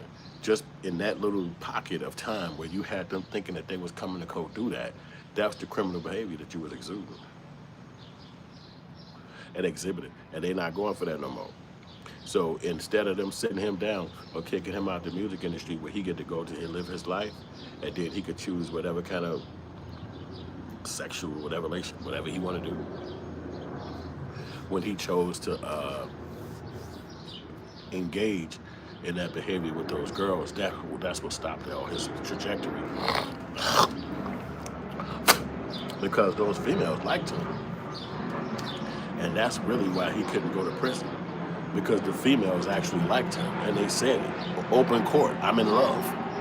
You know, I love him, I loved him, and you know, his lawyers was able to prove that there was loving relationships, that they wasn't relationships of disrespect and negative outcomes. It was really him having a love affair with those females. It just actually didn't work out, you know. And they moved on and went in separate directions as far as relationship go. But what made him look foul is that he left them broke. He left them with nothing. He's paying that girl's rent. Yeah. I swear to God, Snipe. I swear to God, Sniper. I have been thinking that in the last couple of days or weeks myself. Sniper, I'm not kidding you. I have been thinking that, because I said he can't do none of this without their participation. He can't do none of this without those women saying, let's do it. So he needs that. Without that, it's nothing happening. So that's why I said, if you could convince, now why can't I do that? Why I don't have that skill to convince the girl to do, that's why it's money. Because most girls are gonna say no. You meet some random girl on the train, you meet some random girl on Facebook or the internet that's happening today, and then you come and say, hey, I know this might seem different, but I wanna see if, and you tell her what Diddy told them girls, most girls gonna say, get the fuck out my face. No, I don't care what her culture, you could meet a girl that ain't even your culture. You could be like, well shit, so she not like I am, maybe this would be the chance I could try this one, and then she don't know nobody I know, and she gonna look at you and say, what? No. And you said, like I just can't meet nobody like that. Why do you think they got those websites where you got to go on here and pay a fee to meet girls to do certain things? Because now you can get your dream accomplished. Because she ain't going to come over here with a preconceived notion. She was going to look at you and say it's a job. Okay, cool. Let's do it. You know what I'm saying? So, that's the craziest part tonight, because money make women blind. And billionaires are ugly and got beautiful women. That's facts too. Yep, because you see it downtown, especially in a place like Chicago. Some of these people, outrageous rich. It's a big city, and they got nothing but high rises, which you already probably heard of. Skyscrapers, you name it. And you could just be walking down the street and see people. You could see people riding up in Lamborghinis like it's dumb. It's crazy. It's like, what's that place? It's a place overseas like that. That's like downtown Chicago. You just go down there and be like, God. How the fuck people even, where you even get it from? Where y'all work at? Like, where the job at? Like, how the hell do you have this shit? Like, I had to Uber one day, and I had picked up a person downtown, but it was like on Randolph, but then it was like way east. I'm like, ain't no fucking street back there. And I went back there, I'm like, it's a street back here? Turn left. Man, you turn left, it's like, man, they built some high rises down there where people live at. It's food spots at the bottom, bougie restaurants. I'm like, it's a fucking street back here? It ain't just a street, it's a whole fucking community back there. And dude came out, he was young. I said, younger than me, way younger than me, like in his 20s. I said, how the fuck do you live in this shit? And he was like, I don't live in this shit. He said, my friend is the motherfucker who owned this crib. He said, but he got a job in Nashville, and it was a high-paying job. So he had to move. And since I was coming here for college, he was like, don't stay in the dorms. Just stay in my crib, and I'll sublet you the rent way less. And he was like, bet. And he came in and he said he was living there ever since. He said, and he asked the people, he was like, if I take over the rent, how much? He said it was like $9,000 a month. I said, God damn. You can tell. You can tell. When you see the crib, you just be like, how in the fuck people live like this, man? It's crazy. But they could do that because they got the connect, they got the money, they doing their thing. So you just be like, thinking about somebody like Diddy, who got $1 billion. He probably owned one of them fucking whole buildings. You know what I'm saying? Like, they just probably get rent paid to them every month, like, from one of them buildings. Imagine getting a building like that, $6,000, $7,000 a month coming into you every single month. Terrell Morris. Yeah, you rich. You balling. You got money coming in from copyrights. You got money coming in from royalties. You got money coming in from business ventures like liquor, selling in different stores. Because that alcohol shit, that was some money right there. That was some real money. But he fucked up the relationships. And they smoked him with the relationships, so that was it. You know what I'm saying? The relationships was when he did the suing them, that killed it. Because I just read about that. They said they basically took him off them deals. He don't even get no money for that. He get no connect to what they was doing with their liquor now. It's just a thing that he know about. But he don't have no connect. Because when you suing them, that's what the fuck they was saying. You can't get shit no more. You suing me. You out. You get none of this. So now, at least when he come home, he don't have to deal with that. But I think that when he sued them, that he got money from it. So that the fact that he got money from it means that he got richer. You know what I'm saying? I think that's what they said. That's how he cropped the $1 billion level, because he got money from that position from them. You know what I'm saying? So, yep. They say, yup, and that's a fact. Hey, you said it, Angel, for sure. Yup, that's a fact. You know, when I think about it, I was telling my lady about when you see how a person like Diddy can go down You could think of Adam and Eve. You could think how Adam could have everything, and he could just be living like Samson and Delilah. He just got it all. And then he could just go trust his girl and tell her his secrets, or trust his girl and tell her his thing. And now all of a sudden, that one trust is his demise. Diddy got taken down by chicks. He got taken down by females. The one girl sued him for the tape coming out, getting beat up, so he paid her to try to suppress that. It got out to the media anyway, and then the government jumped in. And so now he indicted, and now the other girl popped out. That was one of his chicks on the side. She popped out. Now she finna sue him, and she on the sidelines suing right with the other chick. So you could see that it was I don't know if it was a planned attack, but it looked like it was just like everybody that was in his personal past, they flipped. Everybody, he probably had bougie dinners with them, bougie restaurants, fine, they probably ate some food, went shopping, went over here, then flew right there, then went shopping again, and then went to dinner. These are everyday activities for a billionaire. Money just coming in. He ain't even got to think about it. He ain't got to work. They contacted him. Hey, we need you in this town to come over here and do this. I bet. Flying over there doing that. It's rich. Everywhere he land, he got security. He got big ass cars, limos. He got security. He got money. He could fucking jump out. He hitting people with dough. He giving homeless motherfuckers more money than you got in your bank account, and you standing right next to him. He hitting motherfuckers like, hey, how you doing, young? Hey, you doing okay, man? He goes, $700. You like, if I had $700 right now, I'd be straight as hell. But you with him, so you kind of straight. You don't really need money, but you ain't got your own. You trying to figure out how the fuck to ask this nigga. Like, you know I ain't got no money in my bank account. What he gonna say? Man, you gotta work. You don't even want to fuck the relationship up. You like, look, you calling people like, send me $200. I got you back. I got you back. You just don't even want to mess the relationship up. You trying to keep this thing going because you know you're around somebody that's successful and you want it to continue to be like that. But when he cut that relationship off, it don't matter who you are. You can't afford none of that shit. He just took you around. You can't get no caviar. They not even finna let you in some of the restaurants. You come to any of them hotel rooms by yourself, security is finna talk to you and say, excuse me, can I ask you to leave and talk to me out front? You like, talk to me out front? I was just here. I left my shit upstairs.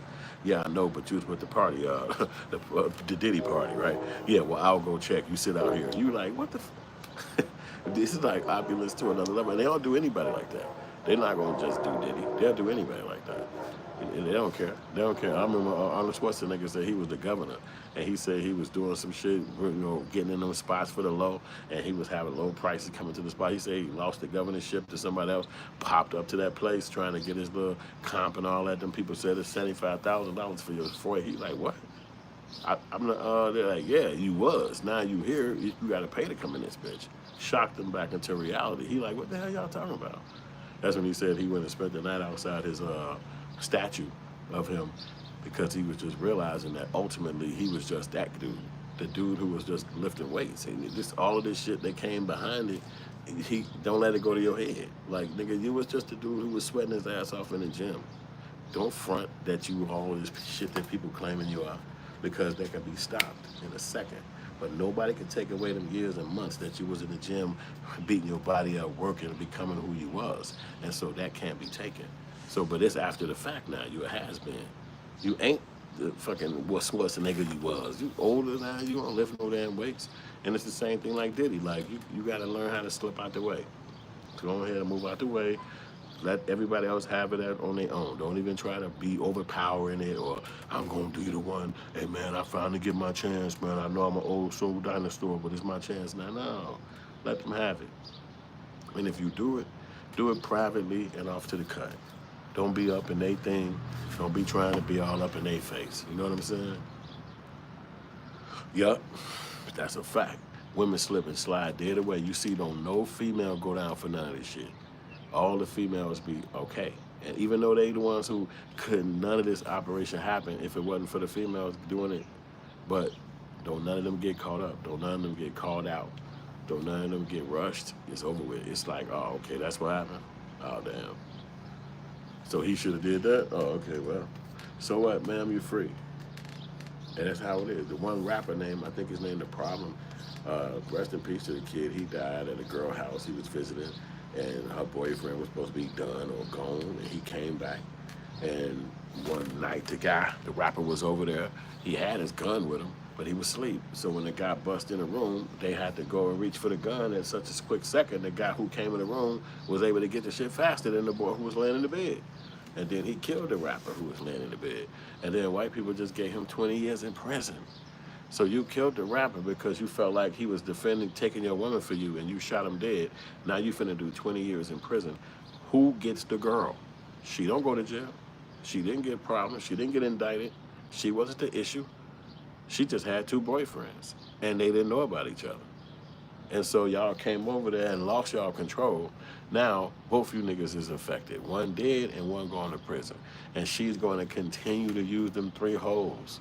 She's going to continue to use them 3 hoes like a party plan.